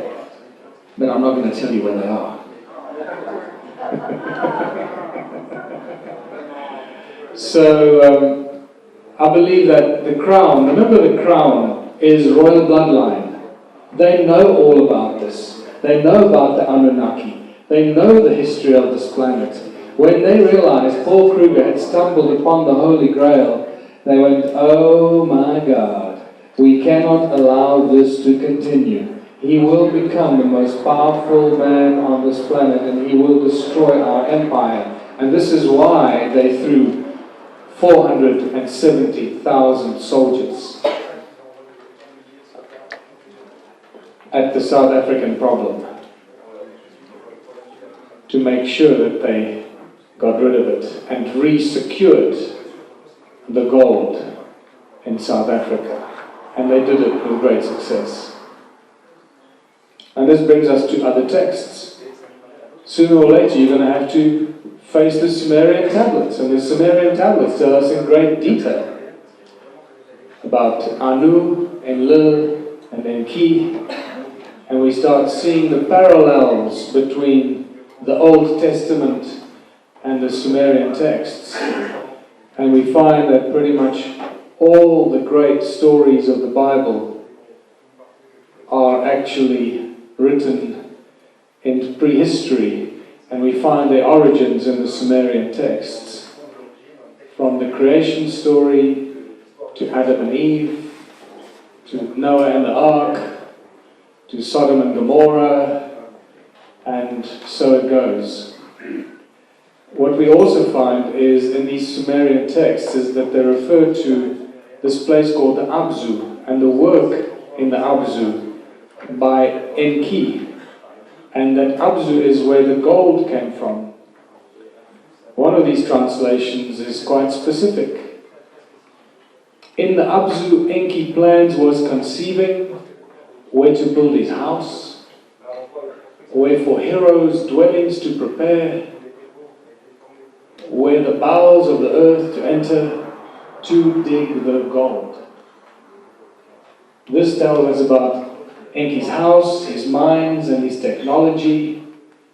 In the midst of the Abzu to a place of pure waters, Enki betook himself. In that land, a place of deepness, he determined for the heroes into earth's bowels to descend.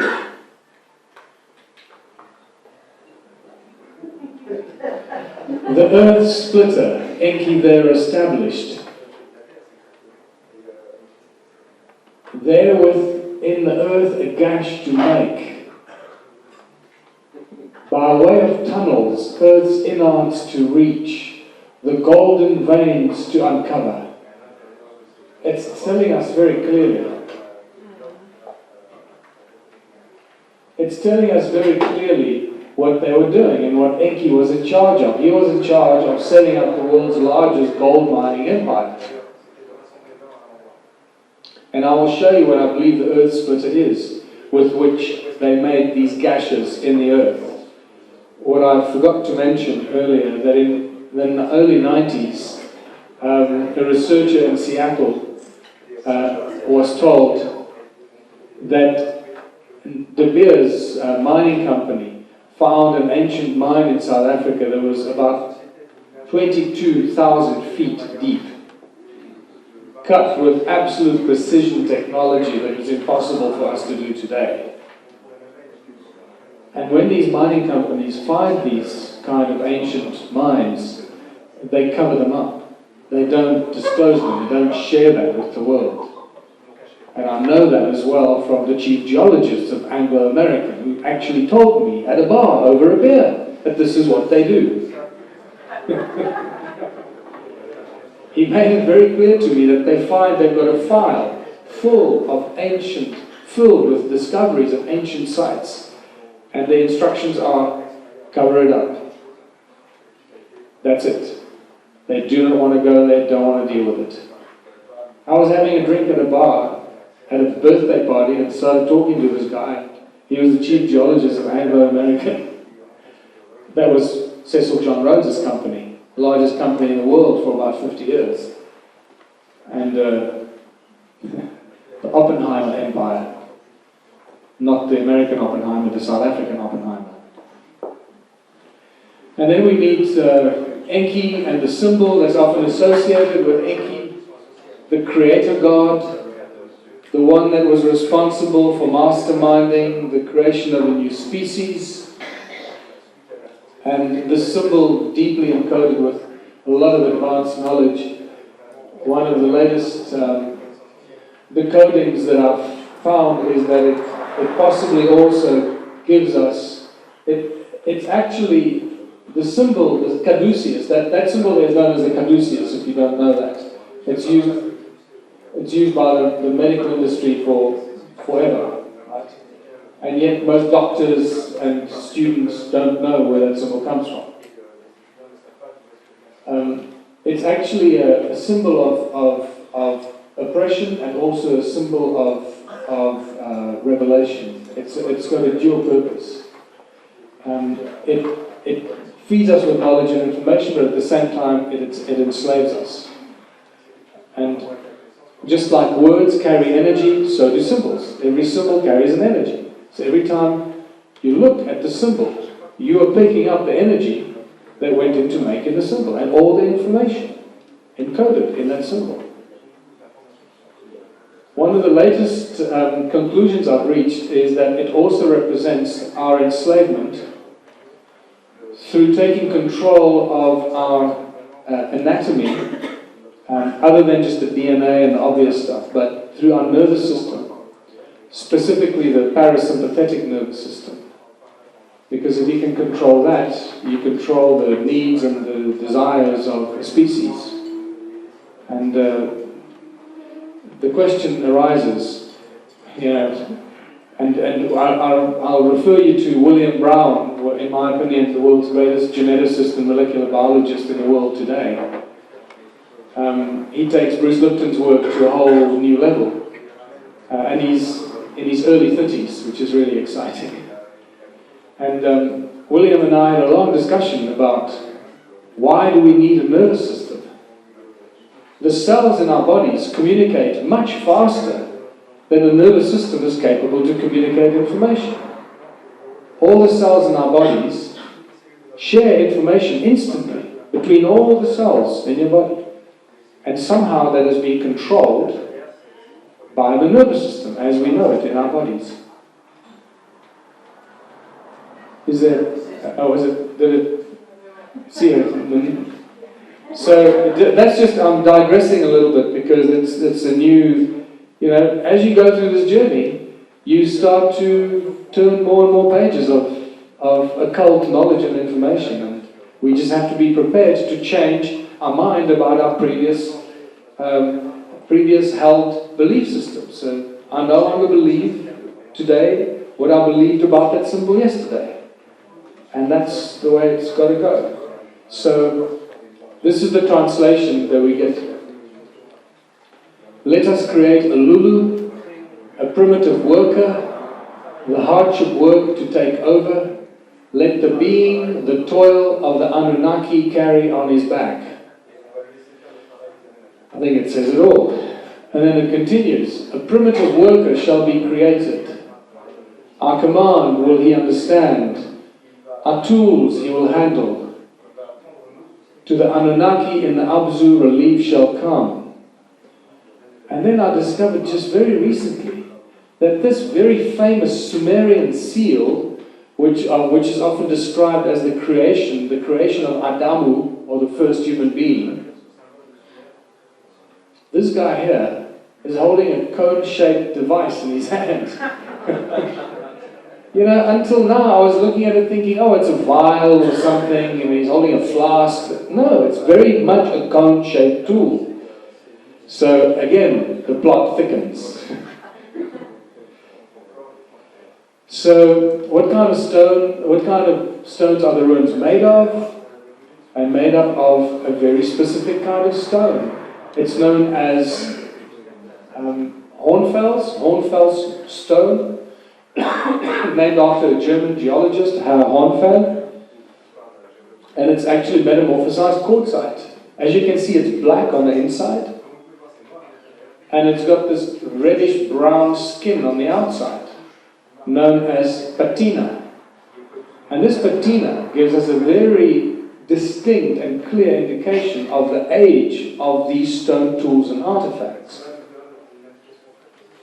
It's not perfect and it's not exact, but it tells us that we're dealing with stones and tools that are hundreds of thousands of years old. Why can I say this? Because when this stone breaks, or when you make a tool or an artifact out of it, it's black, like this color, black. And then you leave it lying around and the patina starts to grow. And it grows very quickly to start off with, but then it slows down as quickly as it begins. The thicker it gets, the slower it grows.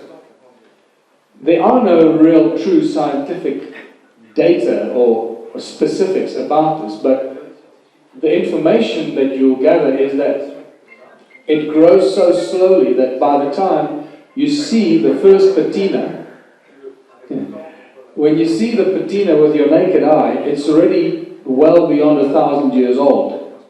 So if the patina is several millimeters thick, we're dealing with something that is not just a few thousand years old, but way over 100,000, 200, probably beyond 300,000 years. Most of the stone tools and artifacts that I've been finding have got patina on it that's at least a millimeter thick, and sometimes up to a centimeter thick. So we're dealing with extreme ages here. The other important thing is that these stones ring like bells. You can see several of these, they look like French loaves. French loaves of bread. That ring like bells. And to show you, when I discovered that these stones ring like bells, everything changed for me. And I realized we're dealing with sound technology, resonance and sound as a source of energy and technology. And this is just to show you how they ring like bells in my little museum.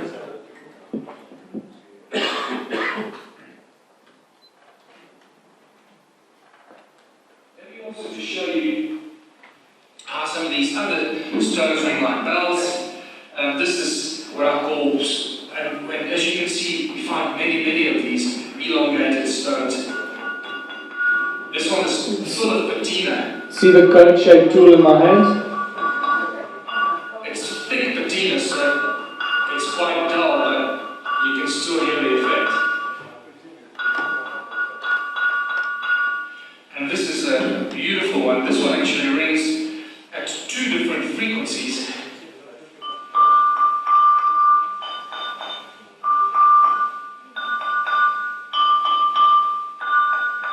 Dun, dun, dun, dun, dun, dun. They're quite large. Look at this one. And it looks also like it was inserted into something up to that point. And also, remember, they all ring like bells. This one is no exception. It's the same note, did you notice? Right, on that note. There we go. That's better. That's what you want. You realise that this thing really rings like a bell and it reverberates for quite a long time.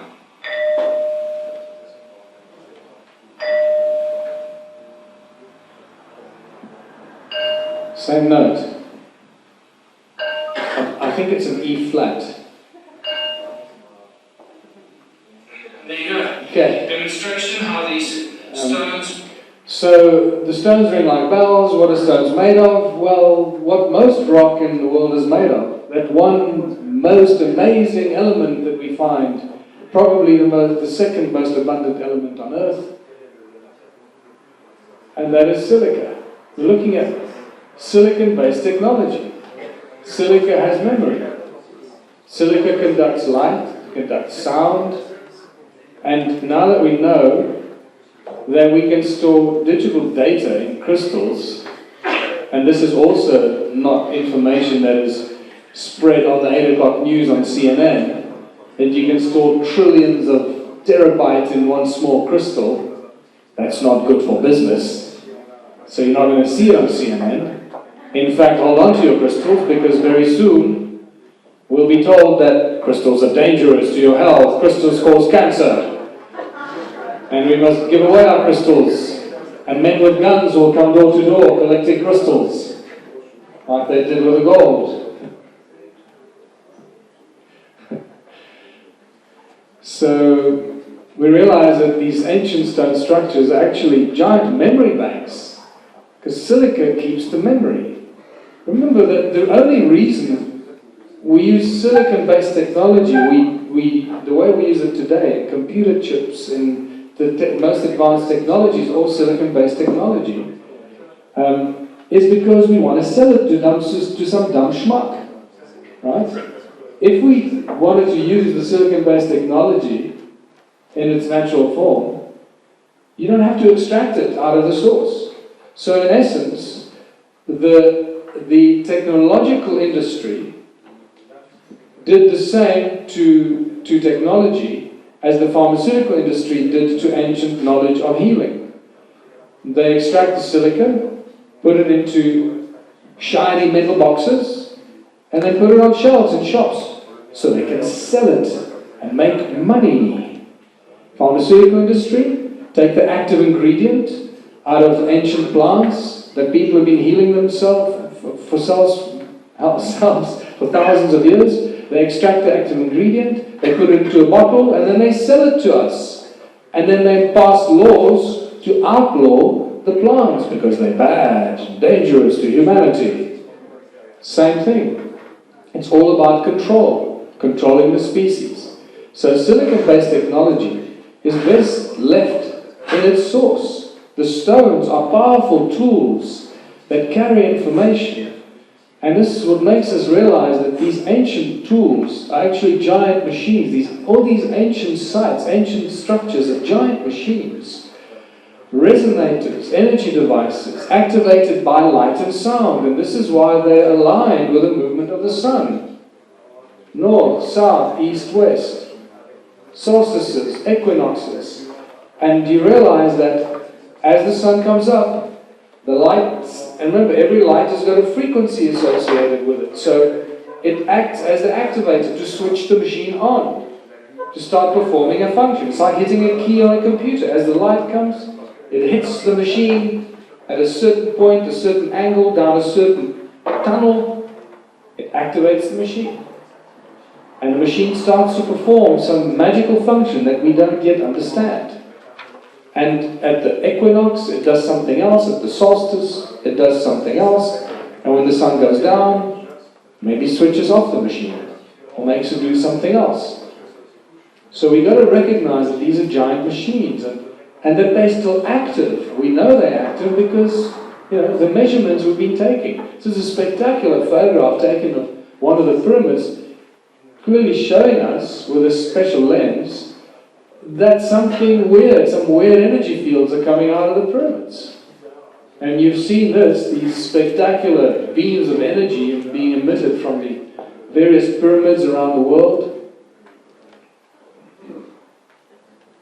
And our famous pyramid just up the road from us, an energy beam, electromagnetic nature, 28 kilohertz, 4.5 meter radius, focused and continuous energy coming out of the pyramid. The fact that symmetrical interference patterns have been measured in Stonehenge clearly tells us that it was designed by intelligent design. It's not just random things going on there. And somebody did a really amazing diagram of Stonehenge showing us the channel and the direction in which the energy would have been flowing based on this construction. And this is very consistent with the stone circles in South Africa.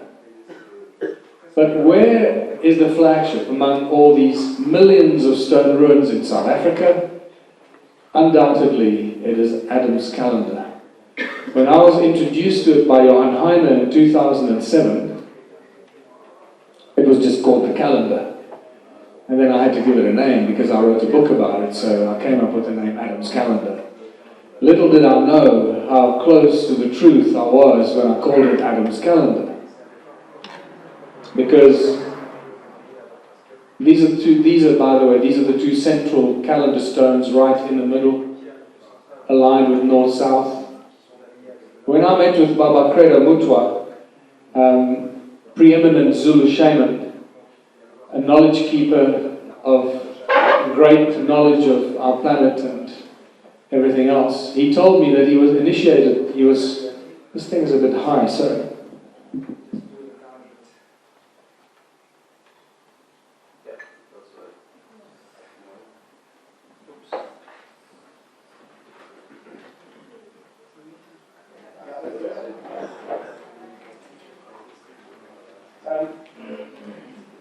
He told me that he was initiated there in 1937 as a young shaman, and that it's a well-known ancient site by the African knowledge keepers, and it's called Inzalo Yelanga, or birthplace of the sun, where humanity was created by the gods.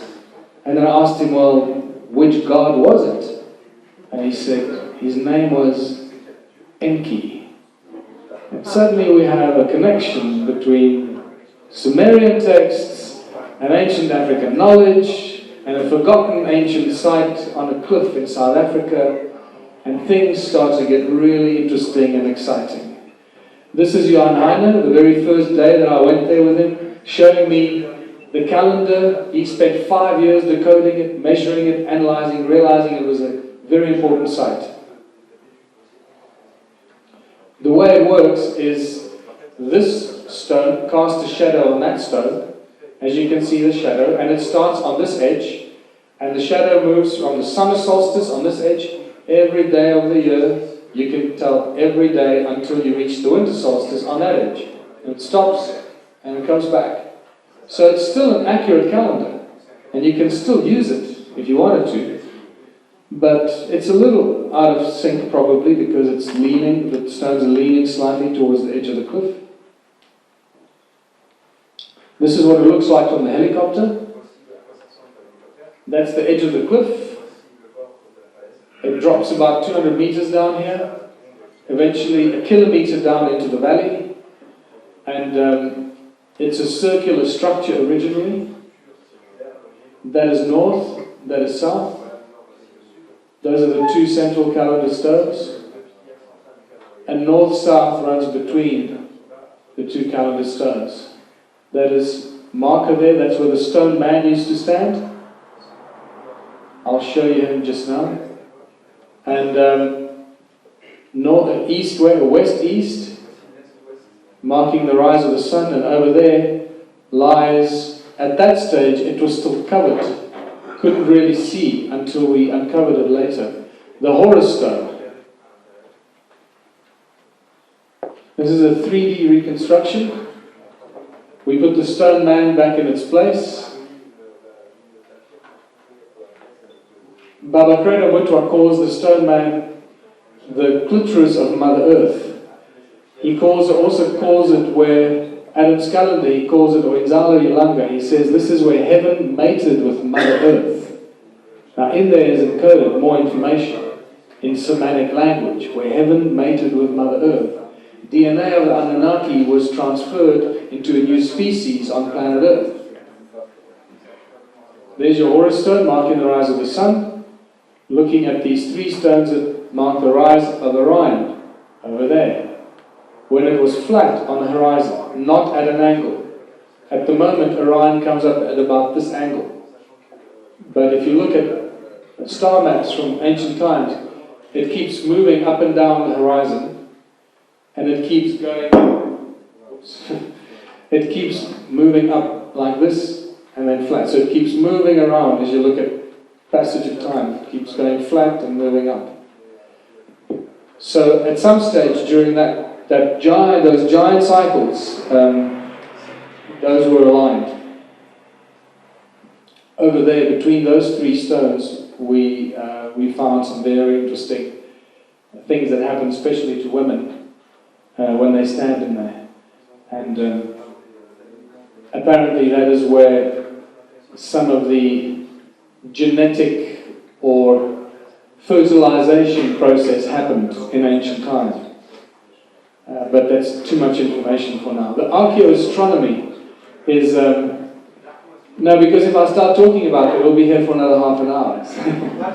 But there's a lot of information about it. You know, I also need to tell you that a lot of times I'll just say something and you'll think, oh, how can you say that? There's a lot more information about a lot of these things that I just touch upon. But, you know, we'll be here for a bloody week. So, archaeoastronomy is really interesting here because, as you can see, there's the shot from Google Earth. There's north, south, east, west. Pay attention. Pay attention to north, south. It is clearly not the same direction as that. These guys did not make mistakes. This site is not aligned with current north, south, east, west. This is a big problem. We're not dealing with magnetic north, we're dealing with true north. When we measured it, we found that it was misaligned by 3 degrees, 17 minutes and 42 seconds, anti-clockwise. And this is just not possible.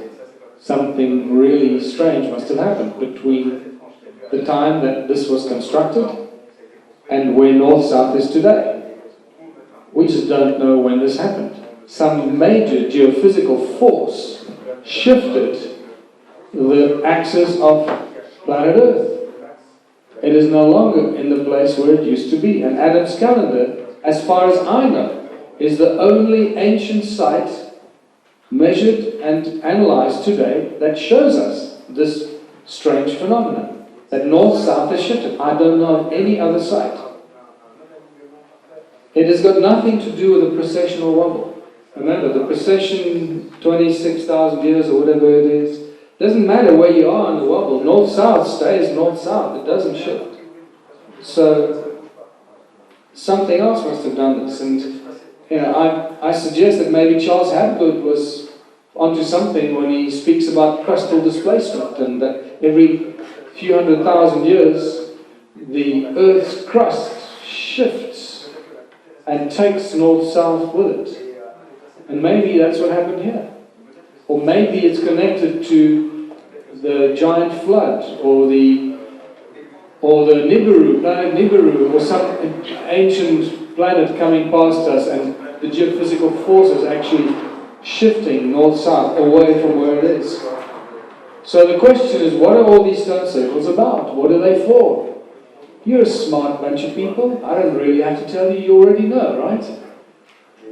You can clearly see that just by looking at them, these circles very obviously resemble cymatic patterns, like what we looked at right in the beginning. And that's exactly what they are.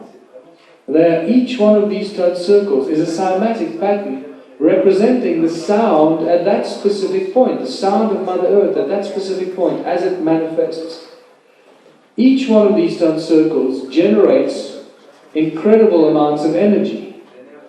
Therefore, they're energy generating devices because of the stones that are packed along the cymatic pattern at that site.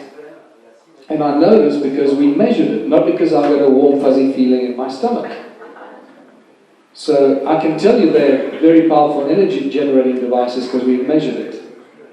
And I'll bring you back to this magnetron and the flower-shaped structures. Remember the flower-shaped structure? Well, that's exactly what you're looking at here.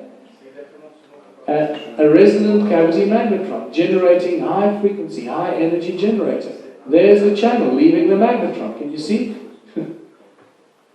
So if a tiny magnetron that we use in metal factories can cut metal in a split second, you can imagine how much energy a giant magnetron 15 or 20 meters in diameter will generate. And made out of silica. So it's silicon-based technology, not made out of metal. It's made out of a far more reactive component. The problem with these magnetron-like structures is that I asked two magnetron scientists, or guys that seem to know about magnetrons, how much energy a magnetron this size could generate. And the answer was from both of them, one in Boulder, Colorado, and one in Glastonbury. But they both told me that it will generate more energy than all the power plants on Earth today. Whether that's true or not, I don't know, but that's what they told me. So I said, oh, that sounds interesting. And what's fascinating is several psychics, completely unrelated, not knowing that the other had said it to me, told me that this kind of technology that we're looking at here was responsible for the destruction of Atlantis. Do with that information what you want. What we're looking at is a giant energy grid, as you can see, of thousands and thousands of these magnetron-like structures, creating unimaginable amounts of energy, generating an atmosphere, geoengineering this planet, or doing things that we can't even imagine. All connected in one huge grid at the southern tip of Africa, where the Anunnaki had their gold mining activity. Mining gold for purposes that remain still largely mysterious.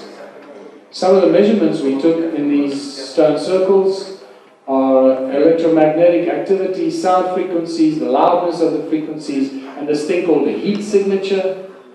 Now, the heat signature is the measurement at the average temperature in centigrade 300 meters below the surface. It's not the temperature on the ground. That's why it's called the heat signature. The heat signature measured by the device we used suggests that at 80 degrees Celsius, you're standing on top of a volcano. So keep that scale in mind. Most of the places around the circles, outside the circles, the heat signature over here is 5.5 to 6 degrees Celsius. This particular spot was 5.5 degrees.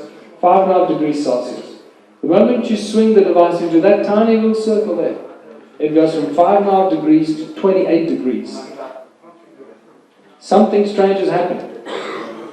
You swing it inside here, it goes to 33 degrees. 5.5 degrees, 33 degrees. Something strange is going on. That strange thing that's going on is the sound frequencies that are coming out of the walls. Nothing outside, and just ambient noise outside. And when we swing the device inside, we measure 14.5 gigahertz. Gigahertz, people. This is, you don't measure gigahertz of sound in nature. This is the strangest phenomenon that you will find. Sound frequencies in the gigahertz. Nothing lower than gigahertz coming out of these walls. And then the electromagnetic field that runs horizontally inside, most likely as a result of the sound frequencies that are being generated from the cymatic activity. In this instance, like in most stone circles, the electromagnetic fields seem to run horizontally, inside, only inside, nothing outside. Go inside, you come across this weird electromagnetic field that seems to, it shields you from the satellites. So when you go in there, you lose satellite reception. You lose GPS connection when you go inside these stone circles. And it's a great trick to use with the macho guys. Then we move up to this bigger circle at the top here. Here we measure inside this one, 33 gigahertz, 33.5 gigahertz sound coming out of the walls at 103 decibels. The heat signature outside here is 6 degrees Celsius. When you swing the device inside there, it goes up to 58 degrees. 6 degrees, 58 degrees. Something very extraordinary is happening here that we don't understand. And it's a really high, at 580 megahertz activity, these electromagnetic fields that run there. And then, and then we go to Adam's calendar, and everything we think we know about science just starts to get really shaky. Because these measurements just, seem impossible. Again, you see the imaginary circle. The interesting thing is with the stone circles, at least you've got stone walls. So when you're measuring the sounds coming out of the circles, you say, well, they're coming out of the walls. Here, there are no walls. And yet, we measure sound frequencies that are much, much higher as any of the stone circles. As you approach, we normally park up down here, park the cars, and we walk towards the edge of the cliff, and then suddenly the calendar comes into sight. It's at a slight angle down towards the edge of the cliff. It comes into sight, and as you walk into this imaginary circle, you walk through there. There's ambient noise here, you walk through there, the sound frequencies go beyond 375 gigahertz. Now, as far as I know, frequencies of this level have never been measured on planet Earth. So we're looking at a very unique situation here. The heat signature, as you cross into the imaginary circle, it goes from 9 degrees, here the heat signature is 9 degrees outside, or 9.5 degrees. As you cross into the imaginary circle, it shoots to 77 degrees. Now remember, at 80 degrees you're on a volcano. You go between the two stones in the middle, it shoots beyond 80 degrees. Now it's telling you standing on top of a volcano. And that's clearly not the case, because you're standing on quartzite. Another important thing, this is the bedrock. It's known as black reef quartzite. It's sandstone. And all those stones, Adam's calendar, are dolerite. They're brought from somewhere else. They don't belong there. So they're brought from somewhere else to construct the calendar. Then the electromagnetic fields here this is where it starts to really get even more freaky. Very high activity. You walk in here and you just get this electromagnetic shield that shuts you off from the satellite. And I've tried this so many times with the macho guys, They come there with their big fancy SUVs, and they're very sensitive wives, spiritual wives, and they support them. They're there physically, but not really in spirit. And then you tell them, and they normally hang around, they're sort of like, they tolerate their wives being spiritual. They give them freedom. And then I say, I try to get the guys involved, and I say, listen, have you got a GPS? Of course I've got a GPS, I've got the best GPS. I bet you a GPS won't work in here. So of course it's going to work in there. It's the best GPS money can buy. So we'll bring it. And they're going to fix their GPS. And I say, okay, well, check it outside. And they walk around there and it works perfectly. As they walk in there, it goes. It just starts to scramble. And it's great watching this. It's like clockwork, I tell you. It's fantastic. It's like watching a comedy show. So they walk in there.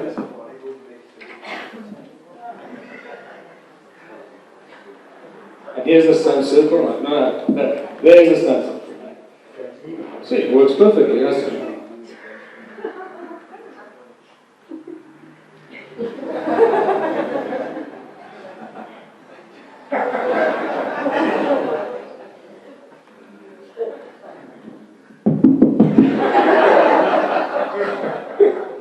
Every single time. And suddenly they look up at their wives and they go, and start listening to their wives. It's great. Male ego, it's a fantastic thing. So glad I'm a man. Then you go between the stone circles in the middle, I mean the two calendar stones in the middle, and no longer does the electromagnetic field there run horizontally. There it changes completely, the polarity and everything about it changes, and it runs out of the ground into the sky at a much higher energy than the activity around it. So what have we got? I think we got one of these. Something like this. Ancient civilizations. Scientific evidence and measurements of advanced technology using nature, using stone, using silicon-based technology the way we should use it, in the rocks. And maybe this is how the Annunaki got the gold off the ground. They didn't send it with skyships. They just simply beamed it up. Beam up the gold, Scotty. Where do you want it? Do you want it in the spaceship? Do you want it on the moon? Do you want it on that planet? Maybe that's what Adam's calendar was used for as well. That brings me to the phenomenal story of the sacred stones, these donut-shaped stones. There are dozens and thousands of these stones in South Africa, but that doesn't mean they're easy to find. And I took that one that's sitting there to Nassim Haramein, but before I tell you that story, Caesar technology was only discovered in 2009 when they started sharing the story of Caesar technology as opposed to laser. Laser uses light, Caesar uses sound. Stands for sound amplified by stimulated emission of radiation as opposed to light amplified by stimulated emission of radiation. And they started getting very excited about Caesar technology because of its applications in the military. Not for advancement of humanity, but always the military, right? So, at first I thought that we started measuring very powerful energies around these stone circles. And at first I thought that they were like frequency converters, that you put a frequency in, and it converts a frequency to another frequency, and you can possibly put it through the cone-shaped tool, which is like the tip of the Caesar beam, like in a laser beam, you've got a crystal that creates the beam of light. Here in a Caesar beam, you don't need a clear crystal, you need something that has acoustic properties. So, cone-shaped tools that create Caesar beams, vortexes. And then I met Daniel, who's been making these vortex coils in New York. And as I told you, by putting sound into the middle, he creates plasma. And I realized that these donut-shaped stones are far more powerful energy devices than I ever could have imagined. They actually are toroid vortex generators. And somehow connected to these ancient circles. And as you see, it's very clearly the same kind of shape as we see in the toroids, in Thrive and other documentaries that have shown us. We put one of these stones in a bucket of water. The next morning, thousands of tiny little air bubbles formed, and they were spiraling around, going into the hole, into the vortex of the stone. This is just a photograph of it going on. Clearly this energy is constantly being generated and it's alive. But I took the stone last year in July to SamSemirOsmanagich on Kauai, to his resonance project, because I wanted him to do some research and on this, and I thought he's the one guy that would really be able to utilize this. If you put a sound frequency into it, it'll create a huge energy field around it. And boy, was I right. So I got onto the aeroplane with Louise, and I wrapped the stone up, and I put it in my bag. And we left Johannesburg for Qatar, for Doha, United Arab Emirates, and I forgot about the stone. And then we stayed for 2 hours there, and then we got an aeroplane to Chicago, USA. At which point my bag went through Homeland Security scanning. I didn't know about this. But we got on the plane, and we're waiting to take off, when the intercom came up and said, "Louise Clark, please identify yourself." And I looked at Louise and I went, "What have you done?" So she put her hand up, and this air hostess comes running along. And she says, "You must follow me off the plane, man." And I went, "Hold on, I'm not letting Louise get off the plane on her own." So I followed her off the plane, and there's my bag on the tarmac next to the airplane with 5 guys with guns around my bag. And so we both go down, and I say, "It's my bag," and lots of confusion. I send Louise back up the stairs, and she's standing in the airplane, looking at me down there. And they say, "Open your bag, sir, there's a security thread in your bag." And so I think, oh my God, it's the stone. And I say, what am I going to tell them? I can't tell these guys with guns and TSA security that this is ancient advanced technology. Not going to go down well. So I say, well, it's a collectible stone for my friend. It's African curios. It's handcraft for my friend in Kauai. So as I'm opening the bag, and have you ever tried to open tightly wrapped, bubble wrapped, anything with tape around it, with 5 guys with guns in the middle next to an aeroplane? It's virtually impossible. I think I broke every fingernail I had trying to get this thing to open, and the longer it took, it felt like forever. Eventually I managed to get open, and out pops the stone. To great confusion. Because they thought I was a drug smuggler. I felt like a drug smuggler. And so great confusion. And I said, "You see, it's a stone. It's just a stone." Going, if only they knew. And there was one African guy, tall African guy, and he looked at this, and he went, "Oh, I've seen those." And he turned around and he started to walk away. And I really think that he was the guy that diffused the tension there. Because if you think about the set of circumstances, it's really bizarre, people. Everything that happened there. It's like everyone went into like some sort of brain freeze, right? They didn't check the rest of my bag. I pulled out one thing. They accepted it. They made me put it back in the bag. And we left. It's weird. It's really, I only thought about it afterwards. So we went into a weird time warp there. Some sort of an energetic thing descended upon us there. Anyway, as I would close my bag and going back up the stairs, Louise was standing in the stairs, and the captain had come out of the cockpit at that stage. And he was furious. He didn't know what was going on. He said, "If the plane isn't off the ground in the next 2 minutes, I'm offloading the whole plane."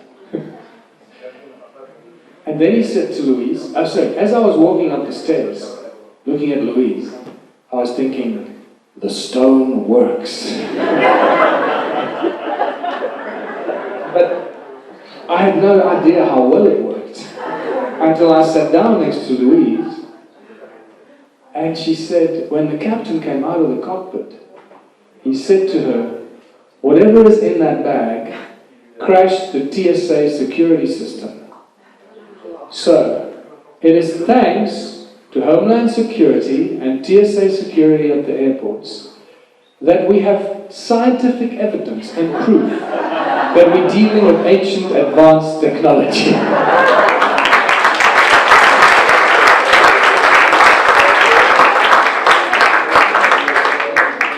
So if anybody tells you there's no evidence of ancient advanced technology, you say, oh really? You seem uninformed. And if they tell you, what kind of rubbish, I've never heard of it, you know what to tell them. I've never heard of it is not a scientific argument. So this brings us to the fact that these ancient sites around the earth are not just built randomly, they're all built on very specific energetic nodal points. The Russians know this very well. This is the famous Russian grid that describes the earth as a giant crystal. Valerie must know much more about this. We'll torture him later and get some information out of him. Because these Russians are keeping secrets from us, I know this. Then I found this amazing Sumerian text on a clay tablet. It's just unbelievable that this knowledge is right there. And this is what it says. In distant days, in those days after destinies had been decreed, after who's Anu, and Enlil had set up the regulations for heaven and earth. These are powerful dudes. They set up the regulations for heaven and earth. I mean, what the hell's going on here? Who are these people? And then it carries on. Enki, the exalted knowing God, by the rules for heaven and earth, the fixed rules, he set up the cities. So what this is telling us is that there's some sort of energetic imprint on the surface of the earth that seems to be echoed in the sky. The rules of heaven and earth, by which code and these energy grids they set up the ancient cities. And then David Wilcock a few years ago started leaking the fact that the United States Air Force emblems and Space Command and military emblems encode this information.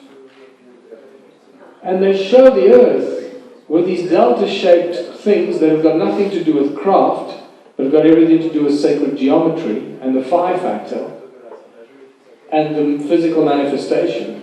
But they show these rings around the planet Earth, these bands. And those rings are referred to as the rules by the people in the military. And these rules are some sort of energy fields around planet Earth. They don't know where they come from, but they've always been there. And this is why they're encoded in these logos. And this is spectacular because my friend Paul Gravenstein phoned me out of the blue when I was doing this research. And Paul Gravenstein, I don't have enough time to talk about him, but he's a remarkable individual that can measure energies and frequencies, and he encodes things in water and his own devices that he emits, and he cures disease no matter where you are on planet Earth. Once he encodes his device with the energy of your disease, he will cure you wherever you are. He's been doing this for friends of mine, my mother and father, for friends of mine in America, and so forth. He also works with the farmers to cure the land and prevent the crops from going bad, being eaten by insects or viruses or fungus. He enhances the soil so the crops grow 400 times faster and better. And he can measure energy fields. He, for example, measured that Great Zimbabwe is encoded with Enki energy, totally, utterly encoded with Enki energy. And he phoned me out of the blue and he said, I don't know how you're going to take this, but I've detected this energy field around planet Earth at the same time that I'm doing this. And he says, there's like this binary code energy field around the planet. It consists of ones and zeros. It's like an electronic binary code that someone put up there. It's no longer intact, but it exists in large patches that are scattered around the Earth. And we'll come back to that. And this brings me to this ancient advanced technology on a gigantic scale, and you realize that these ancient temples, especially in Egypt and other parts of the world, got nothing to do with worshipping gods and goddesses, and offering food here and kissing butt over there, so that you don't go to hell, and, doing it in exact order. And realize that these giant obelisks are nothing less than antenna and receiver.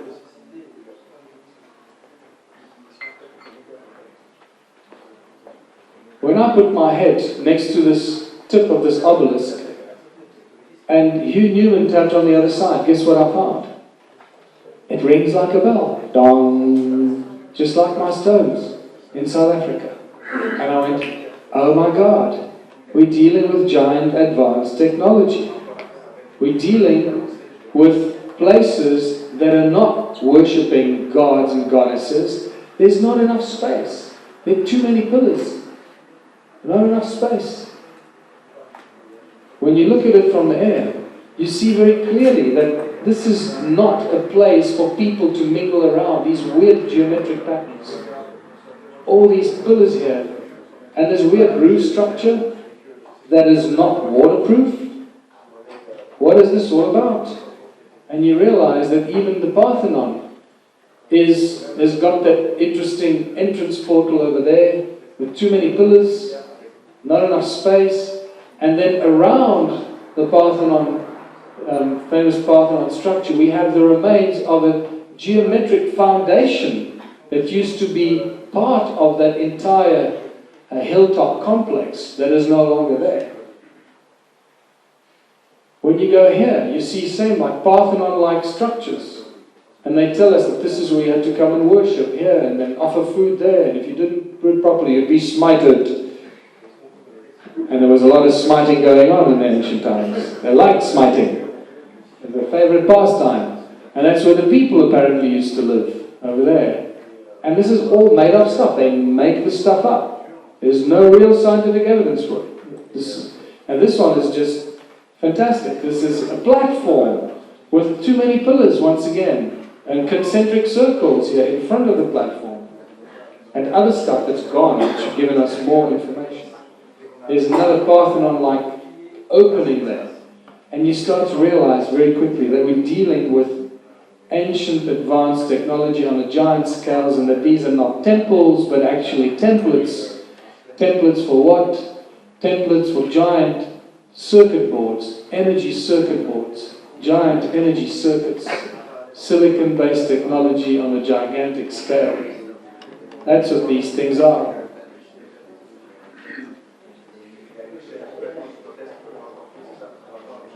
I love this one. This is just it's ridiculous. You got to be kidding me. When I've been doing this presentation now for a year with this, and I've had microchip engineers come to me afterwards and say, my God, and they start to explain to me exactly how it works, and explain, yeah, this is exactly what, and explain to you how the energy would flow, why it has a top, and why the pillars in between. And I was telling you what I saw just in Arizona, when we were in Arizona just a few weeks ago. We're driving along, and there was a storm forming in the distance. And I saw exactly the pattern. Imagine this one of these temples floating in the sky. I saw a cloud, a bank of clouds, then horizontal pillars coming down, and another bank of clouds underneath it, and then space below it. It was like this stuff imitated in clouds in nature, and then this lightning going from the top layer down to the bottom layer, down these channels of clouds. And I went, oh my God, this stuff replicates itself in nature. It's not just here, it's all around us. So when you build it, they will come. And when you combine silica and water, arguably the two most abundant elements on Earth, you got some very powerful energy generating devices, and storage of energy, and storage of knowledge and information. And I mean, this one of the pyramids just blows my mind. It's like, you've got to be kidding me. It's a giant energy complex. I'm not going to show you this video clip, but if you watch the opening scene of this movie, it's a movie called Hackers. Just go onto YouTube and watch the opening scene, and you see them flying over New York. It's 3 minutes long, and suddenly Manhattan, the buildings become this circuit board. So they're telling us this in movies. And the rules of heaven and earth, this giant energy grid around the earth, has been put there by these ancient civilizations. These ancient structures, circuit boards, were the energy devices to somehow keep this energy grid around the planet Earth. This binary code that my friend Paul Kravenstein found. And this is what Morpheus told us. People are the source of energy. When you saw this in the Matrix, you didn't understand it, did you? But now you do. And why are people the source of this energy? It's because they use the sound of human voice and sound of humans. That's why they have amphitheaters attached to it, with resonating lines of pillars that resonate the sound from one to the other and then channel it into the plug point of the circuit board that starts to get the sound of the people, fill them with fear. You get them excited, they make a lot of noise, you channel that energy into, and the sound of the people activate the circuit board to keep the grid active. And there's your amphitheater activating the circuit board. And so it goes. So the question we're going to ask ourselves is, what the hell have we learned from this? This is all very exciting stuff, but if we can't put this information to good use, then let's just go home and slit our wrists. Because tomorrow morning we have to wake up and go back into the slave trade, right? We being the slaves. So what we've learned is that we're enslaved on our own planet. We live on a prison planet. There are not just one energy grid around us, there are several energy grids. Again, not enough time to go into that, but the movies tell us this. They share this information with us. Remember, this is why Hollywood was created, and blockbusters were created, to bust the block of our unconsciousness. They're filled with advanced knowledge and information that's encoded on a very conscious level and a very subconscious level. And this information is fed to us constantly on subconscious levels. And no better movie to explain this prison to us than The Matrix. It's just spectacular how The Matrix told us this information. The Matrix is everywhere. It is all around us. Even now, in this very room, you can see it when you look out the window or when you turn on your television. You can feel it when you go to work, when you go to church, when you pay your taxes. It is the world that has been pulled over your eyes to blind you from the truth. What truth, says Neo? That you are a slave, Neo. Like everyone else, you were born into bondage, into a prison that you cannot taste or see or touch. A prison for your mind. I can't put it any better than this. That's why I can't quote the movie. And here, the last section here. You have to understand, most of these people are not ready to be unplugged. And many of them are so inured, so hopelessly dependent on the system, that they will fight to protect it. And that is the problem we face, people. That is the problem that each and one of us in this room faces. How do you tell those that are still asleep about this without them fighting to protect it? Because that's what they do, you know this. Now, how many of you want to take a little break before we get on to the Ubuntu and contributionism stuff? Do you want to take a little break? Yes? And then we're going to take another 30 minutes to finish this. So, you want me to move on? Yeah. Move on? Okay. So, the movie Matrix tells us Neo is an anagram for one. You are the one. We are the ones that we've been waiting for.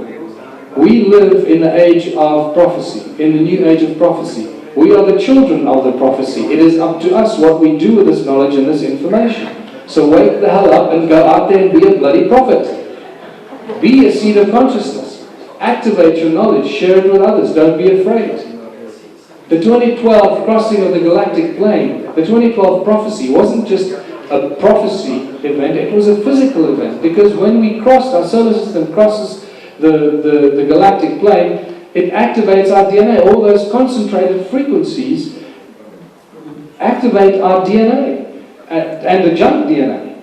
And we got children being born with 3 strands of DNA now. We got all these children that are born with past life memories, and more, that know who they are, or how many lives they had, and where they were before. And so it goes. So this is why we're experiencing such a rapid rise in consciousness, because our DNA is actually physically being activated and creates a feedback mechanism. The more you think, the more you allow yourself to think outside the box, and the more you activate the activation of your own DNA. So we believe that we are born free on our planet, and from that moment on we realize that that's not necessarily the case, that we're not really born free on this planet. We cannot move around freely, we cannot live where we choose to, we have to follow rules and laws that we did not agree to at birth. How many of you agreed to the laws that you have to abide by today when you were born? Not a single one of us. And yet those laws and rules are imposed on us. We cannot cross borders, we have to have passports and work permits. And if you don't work, you become a vagrant and you go to jail. There's something wrong with that equation, I would say. So, this is not called freedom. What is this called?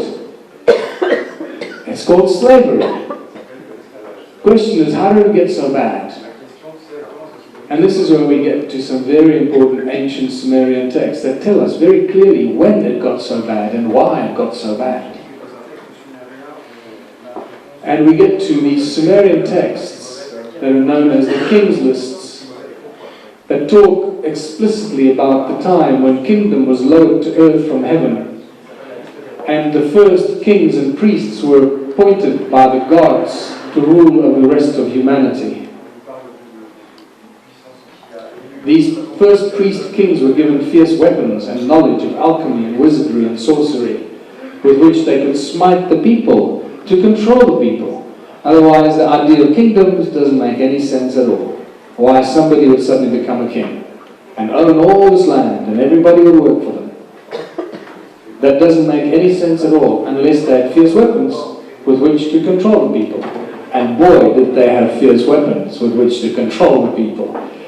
The first thing these first priest kings did was introduce money. One of the very first things they did. Money is not a consequence of thousands of years of barter and trade. That is part of the lie and the indoctrination that we've been exposed to. Money was created maliciously as a tool of control. It's not about the money, people. It's not about how much money the bankers have or how much money the wealthy people have. It's about using the money as a tool of control. And the hierarchy in the money chain is just part of the separation among the people. Divide and conquer principle. This is one of the oldest examples of money and how money was used. It's probably the oldest bill of exchange in existence today that we have found so far. It's in the British Museum for everyone to see. But millions of people walk past it every day and they look at it and go, wow, that's a cute little tablet. They have no bloody idea what they're looking at. The origins of our human enslavement in clay tablets from 2046 BC. This dumb schmuck came into the temple because the temples were the first banks. The priest kings were the first bankers. They issued the money. This schmuck comes into the temple with silver, and he hands silver to the priest king, and in return he gets what? A piece of clay. That's a great deal, isn't it? And nothing has changed. They create money out of thin air today, just like they created money out of clay in ancient times. Why? Because they put themselves into that position of privilege. And so it continues. The world was run by the same royal bloodline that it was run in ancient times. The banksters that are directly connected to the royal bloodlines of ancient times keep creating money out of thin air. And if you still don't understand how they create money out of thin air, that's what it is. One moment there is nothing, and the next moment there's $10 trillion in their account. You want to see this again? $10 trillion, enter. Ah, there we have $10 trillion. Money out of thin air. Don't let anybody, any academic, any economist, anyone with 20 PhDs try and tell you otherwise. It is a giant scam. It is the largest crime committed against all of humanity. It is the major tool of enslavement. We know who the banking families are. These are just some of the main banking families that have been causing crimes against humanity for hundreds of years. And we understand that they run the world. Once we recognize that these are the bastards that are running the world, we know what to do about it. They run everything. Specifically, the important things here, people, is the education. And I'll point out the education. Because if we continue educating our children the same way we're educating them today, they'll just become another one of us 20 years from now, wondering what the hell happened. So we have to, one of the first things we have to do is take our children out of school. Now, I don't know what the situation here is in Bosnia,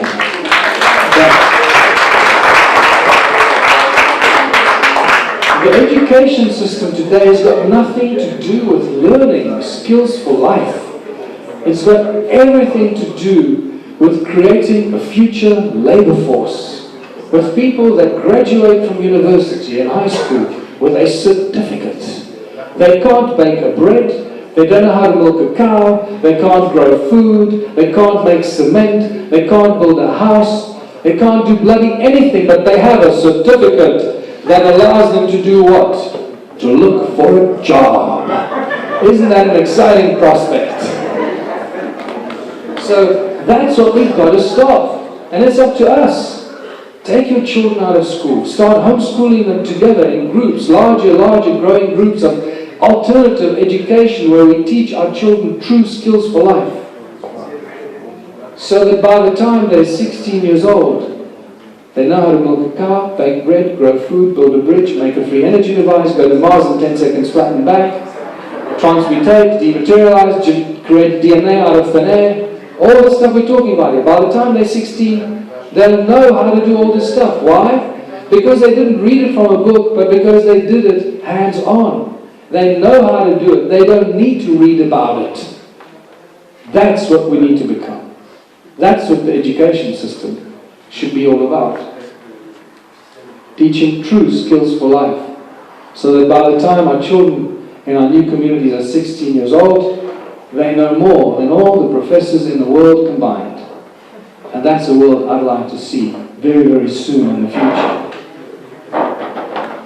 Money is the obstacle to all progress. It is the absolute tool of control.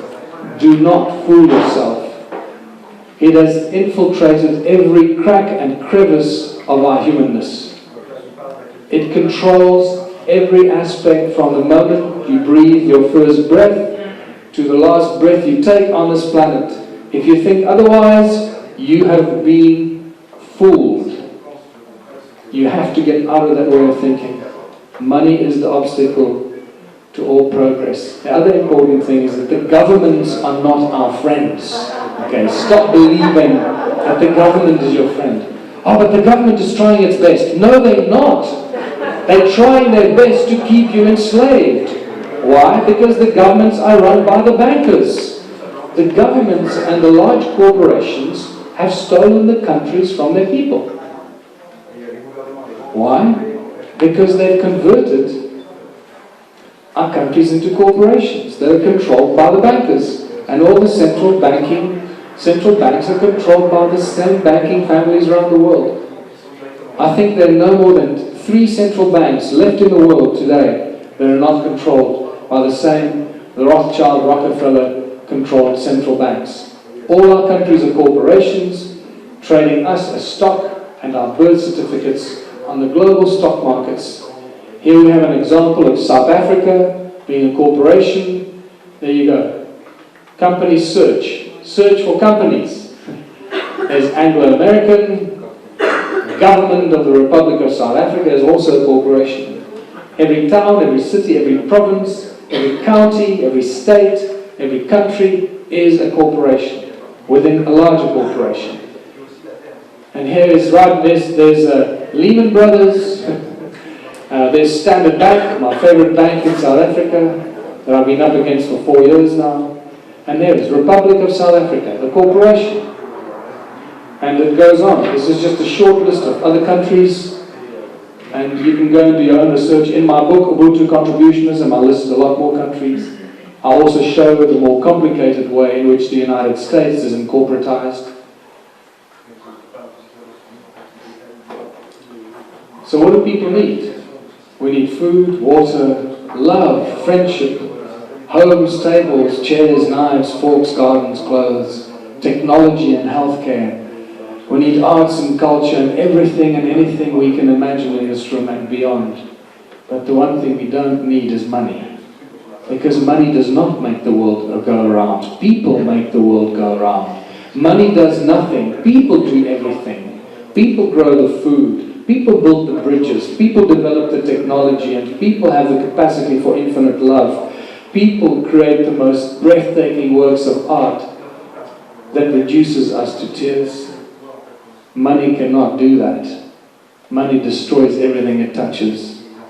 It is not the love of money, it's the mere presence of money that does all this harm to every single one of us and our entire planet. So what do we do about this? Now that we know what the problem is, we cannot solve the problem using the same tools that created the problem. To quote Albert Einstein, or we can't solve the problem using the same kind of thinking that created the problem. So we not only have to change the tools, but we also have to change the thinking. And this is where it gets really exciting. As we embark on a whole new journey of discovery and imagining a world without money and abundance instead of scarcity, where people live united in communities, working together for the greater benefit of all, rather than greedy benefit for one at the expense of all others. How do we do this? We remove money from the system. In 2005, when this suddenly struck me, I called it contributionism, where everybody contributes towards the greatest benefit of everybody else in their community. Ancient African culture, it is known as Ubuntu, where people live in harmonious, united communities, working towards the greatest benefit of all. There are 5 simple points towards a contributionist Ubuntu society. No money, no barter, no trade, no value attached to anything greater than anything else, because all of our contributions should always be equally valuable. And if you still think that your contribution is more valuable than that person over there, you've got a serious ego problem, and I suggest you go and see a shrink before you start doing anything else. And then let's start talking again. We're all born equal. We all generate energy. We're all walking expressions of the infinite source. We're all creative souls. Human nature is not to be lazy, as many people will rush out and say, oh, human nature is to be lazy. How dare you make a judgment call on human nature from this position of lobotomized consciousness, where we know nothing about who we are as a species, and we dare to say what human nature is? If we are the infinite expression of the great creation, then clearly human nature must be to create. And that's what we see in little children. First thing we want to do is to create, and that gets beaten out of us as soon as we enter school. So take your kids out of school, let them create and be future creators of a new reality. The obvious questions when you say a world without money, people go into shock and fear. It's an instant thing, and I've seen this for 10 years now. I must have heard 100,000 questions from people all over the world. 100,000 questions, all coming from a place of fear. to start off with. But I can tell you that out of millions of problems we have in the world today, and would you agree that we face millions of problems? Would you agree with that? It's not just a few problems, we're facing millions of problems across the planet. What I can tell you, the best news is that out of hundreds of thousands of questions over a decade, since 2005, I have narrowed it down to 13 most frequently asked questions. 13 problems that people seem to always get stuck on.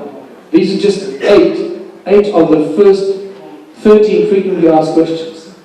So, what I'm telling you here is that hundreds of thousands of people have thought about this, and they all come up with the same hurdles that we need to overcome to live in utopia. So we need to solve 13 problems to live in utopia. And to get there, to get those 13 problems, we have to take money out of the system. So I think the sooner we take the money out of the system and solve these 13 problems, the sooner we get to utopia. And by the way, when you talk about this to people, and they call you, and I've heard this thousands of times, oh, that's just a utopian idea. So, and what is wrong with that? Are you saying that utopia is a bad word? I like utopia, and I want to say it over and over again. I don't like misery, I don't like suffering, I don't like slavery, I don't like toiling away and being miserable, worrying about how I survive from week to week and month to month. I want utopia. That's what I want for me and everybody else. It's a good word. So next time somebody says to you, oh, that's just a utopian idea, tell them, I know, and I like it. A world without money, there's no crime, no envy, no gluttony, no greed, no hoarding, no hierarchy, and especially no hunger. Because we live on a planet of abundance, not a planet of scarcity. The only reason why we have scarcity is because it's controlled by corporations and the corporate greed. Without money, there is no such control and corporate greed to control the supply and the sharing of everything we create. Ubuntu and contributionism is so simple, people, we cannot screw it up. It's impossible to screw it up. Why can I say so? Because it follows the natural laws of things, the natural order of things. It follows the laws of nature. And what I have found in 10 years, in talking to thousands and thousands of people and hundreds of thousands of questions, and every time somebody asks me a question, and they think they're going to stump me, I say, well, have you thought about this? And I go, you know what, you're about the 12,735th person that's asked me that. Oh, okay, well, how are we going to do that? And, oh, okay, that doesn't sound too bad. So I'm going to share an interesting scenario that happened with me in Cape Town in February, while Louise and I were on a tour of our first tour of foreign people that came on tour. Ed was there. He's sleeping now, but he was there. And in this hotel at Monkey Valley, overlooking a beautiful beach, and Sandy was there too. Yes, and there was sharing the little block of rooms right at the top. Was an American English guy who lives in New York, who is the world's largest wine buyer. His name was Montgomery or Marmaduke somebody. Very pompous British name, and he spoke with a very, very pompous British accent, very aristocratic. And we sat in the outside the rooms with our feet in the pool and started talking and he told me that they were there in Cape Town on their annual wine buying trip with all the major wine buyers from America, Texas, and all over the place. And then he told me, and he was the son of the world's most famous wine buyer. He gave me his card. I still got it somewhere. And then he asked me, "What do you do?" At which point I said, "Okay, well, it's not easy to explain, but I write books about, and I research ancient human history and ancient civilizations, and I also talk about a whole new social structure, moving away from a capitalistic system to a system without money. And that's normally how I gently lead people into what it is that I do, because otherwise, how do you explain to somebody what do you do? In my situation, it's a bit freaky. So eventually I told him about this moneyless society and Ubuntu and contributions, and it got, eventually it gets there. And I could see he was really perplexed. He was sort of pretending to get it, but not very comfortable with it. And at one stage, I said to him, look, it's a society where everything is available to everyone all the time, because that's how it works, where people create for the benefit of everyone in their community. And you can choose your community where you live, where money doesn't exist. And he said, so who's going to get to drink the best wine? So I thought about it for a few seconds, and I thought, okay, this is going to be an interesting thing to explain to explain to him. And I said, look, I'm going to have to explain this to you by using a level of understanding of technology and science, so you're going to have to bear with me here. So first of all, I need to ask you, who decides what the best wine is? And he said, well, everybody knows where the best wine is. All the best wine grows in a specific part of France, and there's only 100 square meters that grows the best vines, and the best wine in the world comes from that region in France. And I said, says who? So everybody in my industry knows this. I said, well, you might think it's the best wine, I might think it's the biggest pile of crap.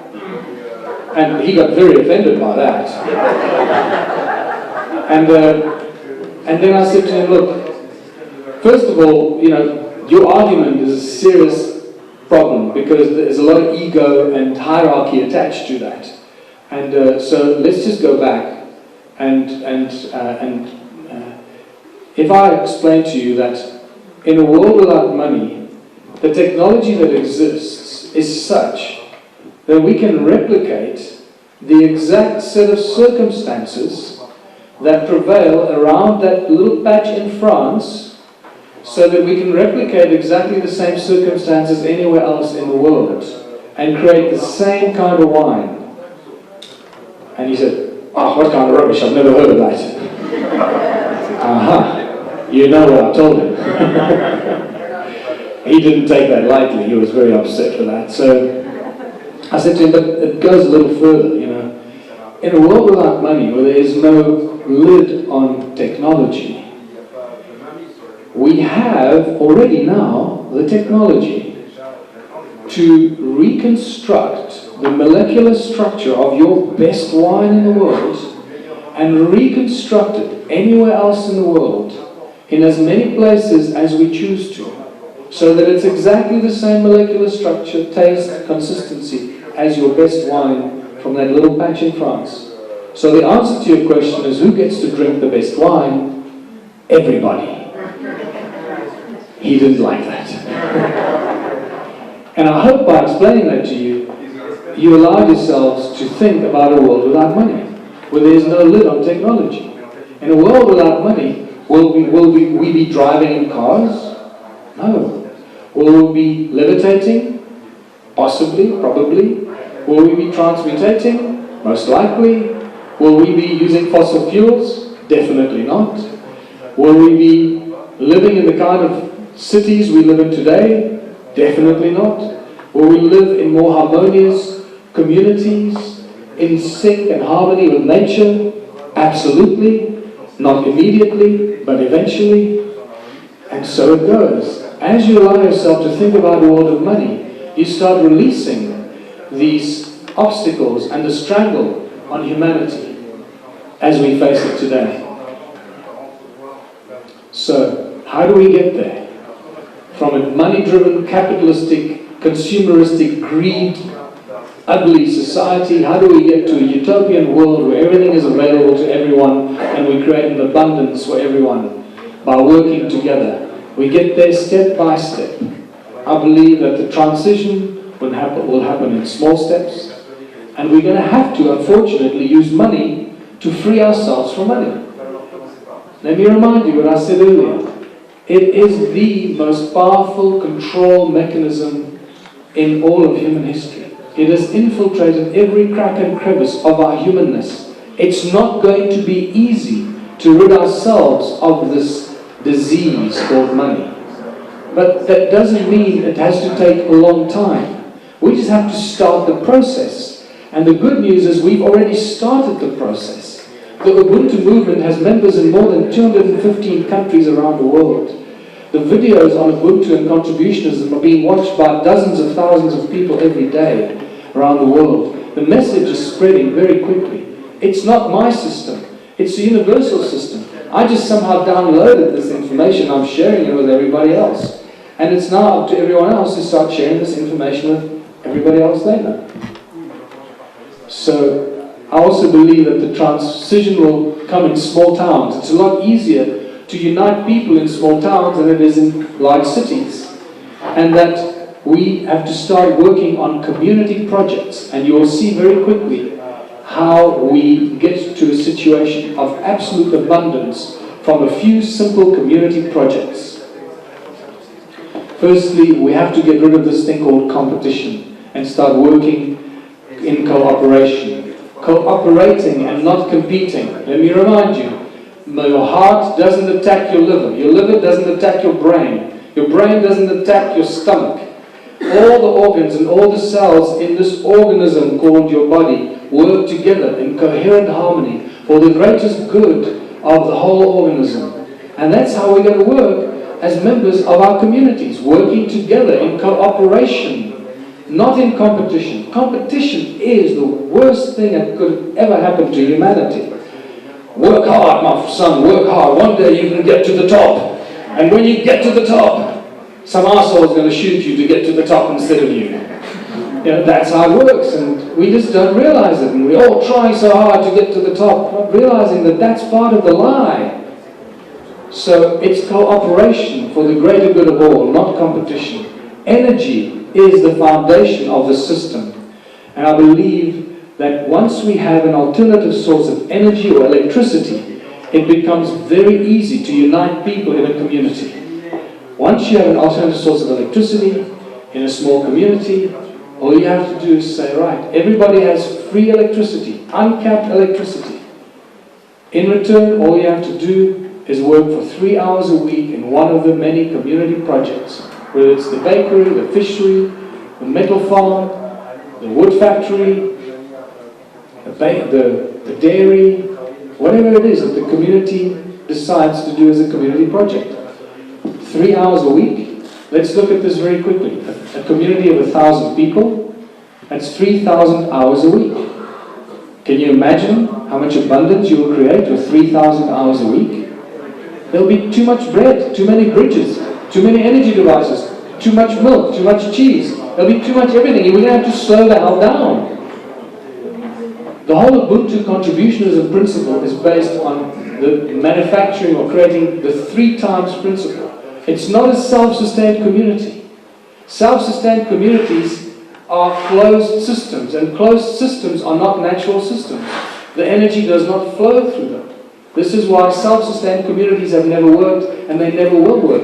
It's just a bigger extension of me, me, me. It's now us, us, us. Don't climb over our wall. We're a self-sustained community. Get the hell away from us. It's not going to work.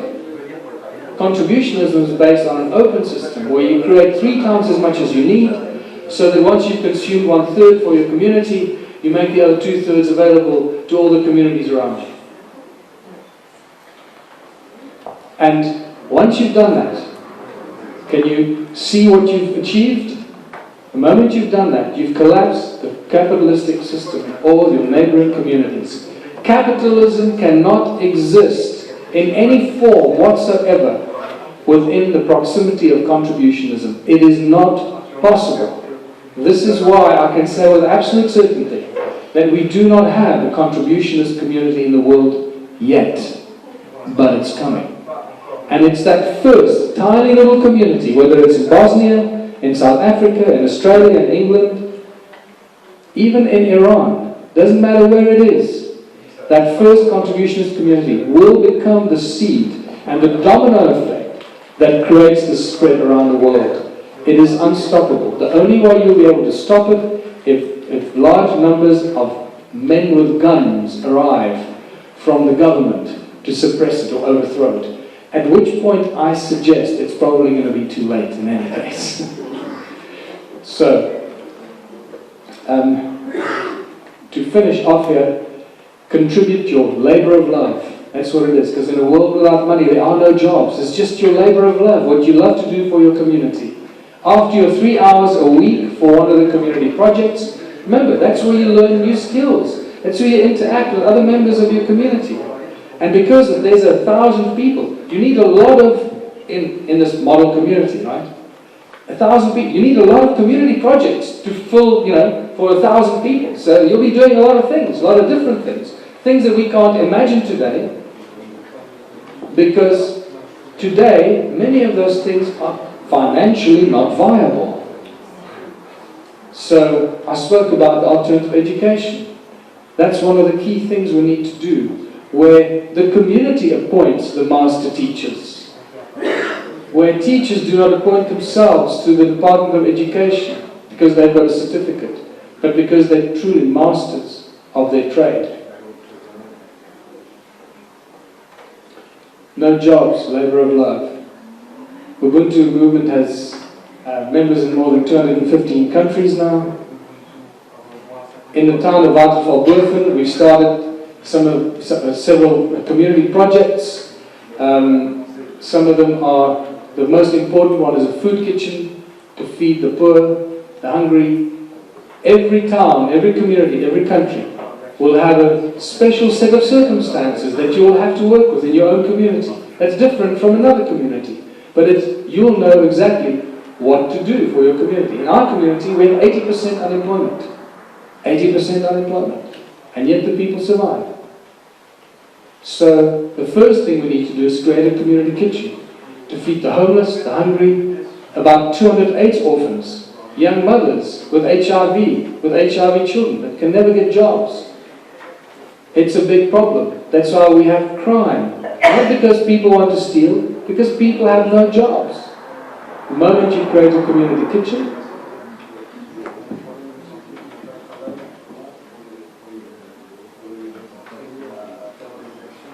you relieve a big problem. How do we fund the community kitchen and the food to feed the homeless and the hungry and the aged? We recycle the rubbish dump. All the money that we make from the recycling will go into buying the food for the food kitchen. But now you can't just feed the people. You have to start the whole philosophy of contributionism. Otherwise you're creating a culture of dependency. So, as you can see, several things have to happen at the same time. So we need to create some community projects. The recycling is one of them, before we can initiate the food kitchen. The moment we've got a food kitchen and feed the people, in return they work for 3 hours in one of the community projects, we're already creating abundance in our community, just by simply creating the food kitchen. And contributionism kicks in from the word go. It never starts as a handout, creating a culture of dependency. So this is a very basic philosophy that we're implementing right now in our town. And the more we work on it, the faster it goes. Recycling everything. Fixing the town hall has been completely vandalized so it can be used for community projects that also benefit the people, and the money will go into the food kitchen. Fixing up the health clinic that looks something like this. This is 20 years of ANC government, by the way. All these things were beautiful installations after the ANC took over from the apartheid government. 5-star installations that were demolished and destroyed and vandalized in a 20-year period. One dictatorship taking over from another. Who was worse? I'll leave it up to you. Sporting facilities are dust balls, broken down, cannot be used. This is all the stuff we're doing in our community projects. This is what the rugby field looks like on the left. This is what the cricket field looks like on the right. The grandstand and the showers. This is all the stuff we're doing with the community projects and the money that we raise. So when you get emails from me saying we're raising funds for community projects, you get a better idea of what it is we're doing. But I'll be communicating this on a far more detailed scale. This fish farm has been vandalized. It belongs to the municipality. It's a 5-star state-of-the-art fish farm that can breed 1 million fish a month. We can feed the entire community. And one of those halls I want to create a mushroom growing plant in one of those huge halls. Those are huge halls. We'll be exporting the mushrooms to the entire province from there. This is a bakery. It's been standing empty for nearly a year. Why? Because the lady that ran it could not afford the electricity bill. So now you start understanding why electricity is such an important foundation of this new kind of community. Food growing gardens, totally vandalized. And this brings me to the end of this presentation, but before I end, I just want to talk about the South African elections and why we turned the Ubuntu movement into a political party. And this is critical, because some people think, oh, you turned this great philosophy into a political party, now you've sold out. No. If you think that, then you don't understand how all this stuff works. Most of the things I've been saying in the public domain are so inflammatory and so dangerous that I could be charged with treason. And treason, you go to jail for life. So, the moment you put this information out there on a political platform, it's your protection. I can say anything I want as a politician, campaigning for a political party. I can say that all women should dye their hair purple, and all men should, wear short pants, or that we're only going to grow food on Thursdays, or our political manifesto could be the weirdest bloody thing you can imagine. It just so happens that our political manifesto says some very fundamental things, like we're going to close the central bank and replace it with a people's bank that issues money for the people, by the people, tax-free and interest-free. Not because we want to continue the philosophy of banking, but because that is the first step towards liberating the people from the private central banks.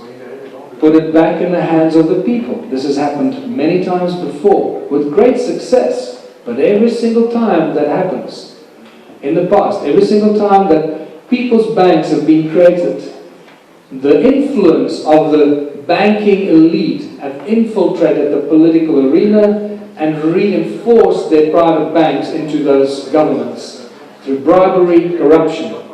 Now you can see, even if you have a people's bank, as long as you've got money, people will be bribed, corrupted, and money will corrupt everything. And so the people's bank was just a short interim step to relieve people from their misery, their immediate slavery, and allow them to think freely and take the lid off the pressure. And once people realize that money is available for everything all the time, very soon they realize, well, we need to build a bridge. We're going to go to the people's bank to get the money for the bridge. We know we're going to get the money. So why do we have to go to the bank to get the money? Why don't we just build the bridge? Very soon people start realizing that money is just a tool and an illusion that was created as that tool of enslavement. And we'll get rid of it in the way that I've described, or something like that.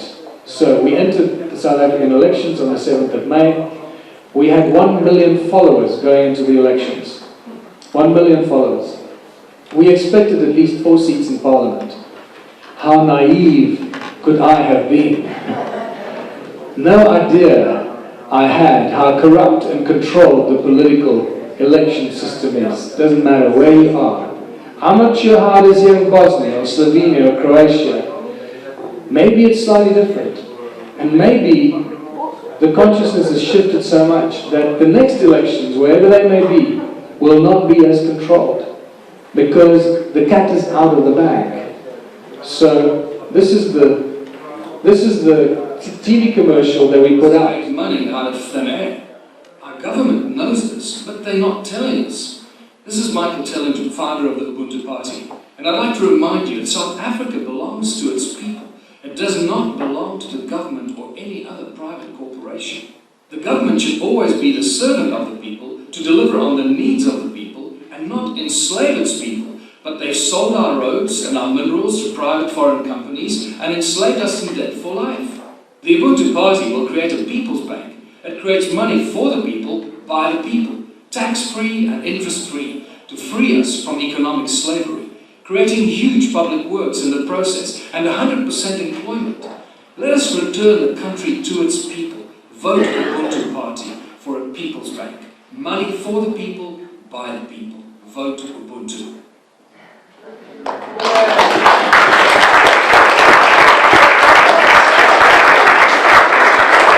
Thank you.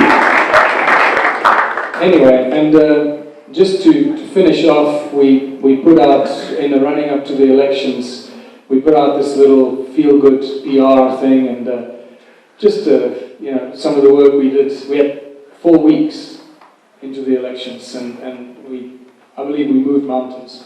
We ended up, out of 1 million followers, we ended up with 8,234 votes. So you know something is wrong with the system, right? And remember why. We were never going to get allowed to get into Parliament. We should be in Parliament right now, but it was never going to happen. And I expected not to get in, but I somehow hoped that maybe we would. They cheated us of at least 200,000 votes, which should have given us at least 4 or 5 seats in Parliament. But that could never happen, because the moment we get into Parliament, it's just a few weeks or few months before the message will start hitting millions of people's homes. Remember that parliamentary sessions are live on television, so they can't hide anything. And imagine if I got up there every day in my little slot to address Parliament, and my message every day was, we need to close the Reserve Bank and replace it with a People's Bank to issue money, tax-free and interest-free, for the people, by the people. How long do you think it'll take the rest of the country to start listening to that message and realizing that that's the only way ahead? Not very long. Because people aren't stupid. They're just brainwashed and confused and traumatized. And once they know, once they wake up and they realize that there is a way ahead, so you're not going to stop it. So right now there are about 12 countries in which we are forming Ubuntu parties. USA, Canada, England, Australia, Germany, Switzerland, Austria, and a few others. And I would like to see an Ubuntu party here in Bosnia, in Slovenia, in Croatia, because I believe these countries are perfect opportunities for this thing to happen. Once you get into Parliament, everything changes. And I do believe that in the next 5 years, we will see Ubuntu parties in many governments of the world. For the first time, create a global political movement of consciousness, trans-border, transnational, sharing the same simple philosophy of unity, uniting people around the world that has never happened before in human history. This, to me, is the new age of enlightenment that the prophecy talks about. This is why I say, we are the ones we've been waiting for. We are living in the age of prophecy. It cannot be denied anymore.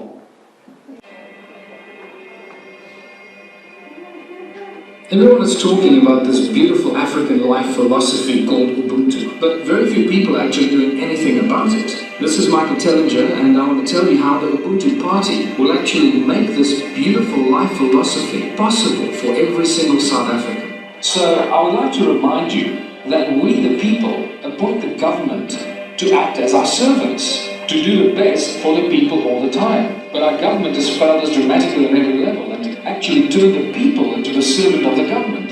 And above all, our economy has been hijacked by international banksters who have been granted complete freedom to financially cripple every South African, plunging us into a life of debt. Pay attention to this. The South African Reserve Bank does not belong to the government. It does not belong to the people. It's a private company that has been given the right to issue the money for the South African people and to dictate the financial policy to the government and in turn to the people of the country. And under the protection of the South African Reserve Bank, all our banks are being given complete freedom to create money out of thin air that they then lend to unsuspecting people at compounded interest, turning all of us into debt slaves for the rest of our lives. So based on these facts, the Ubuntu Party proposes to do the following. To restructure the entire banking system to serve the people and not to enslave the people. To establish a people's bank instead of the South African Reserve Bank that creates money for the people, by the people, and in this case the money will be tax-free and interest-free with 100% employment as a result. and stop the financial enslavement. We need to support our scientists and inventors to deliver a renewable source of free or almost free energy for every South African. We need to support our traditional healers and the research scientists to go back to basics and find alternative cures for all disease to prevent the drug cartels from hiding such cures from the people, because we know that cures for diseases have been found and can be released to the people. We need to support our farmers at every level to grow organic food and move away from genetically modified organisms and get rid of giants like Monsanto who are poisoning our farms and poisoning our lands and poisoning our foods. We need to plant food gardens across the nation so that no South African ever goes hungry again. We need to decentralize the government so that people can govern themselves in their own communities, taking care of their own needs immediately, supported by the People's Bank. Because once we have a People's Bank, all the needs of the people, wherever they may live, will be provided for. And therefore, there will be no worry about job security, because jobs will be created for whatever needs to be done, supported by the People's Bank. And finally, we need to restructure the judiciary and the legal system completely, to be written by the people, for the people, unlike the unjust legal system we face in our courts today, which holds the rights of corporations above the rights of living, breathing human beings. United we stand. That's what Ubuntu is all about. For those that think that this is a pipe dream, I need to tell you that this has been done many times in the past with great success, and this is exactly what we want to recreate in South Africa, to bring this relief to the people that so desperately need it. Viva Unity, Viva Abundance for all, Viva Ubuntu. Hope to see you on the 7th of May.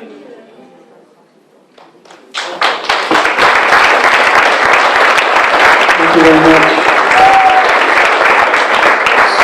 So, to finish off here tonight, and the Ubuntu book has been translated into Francais as well, by the way. So, it should be finished by now. So my message to you tonight is, don't just sit with this information, go out there and tell everybody. Share your knowledge with others, become a seed of consciousness, and tell everyone you know, because once they hear it, they cannot unhear it. And even if you're scared and you're not quite brave enough to share this information with the people, buy them a Ubuntu book and give it to them. It's a lot easier, then you don't have to argue with them.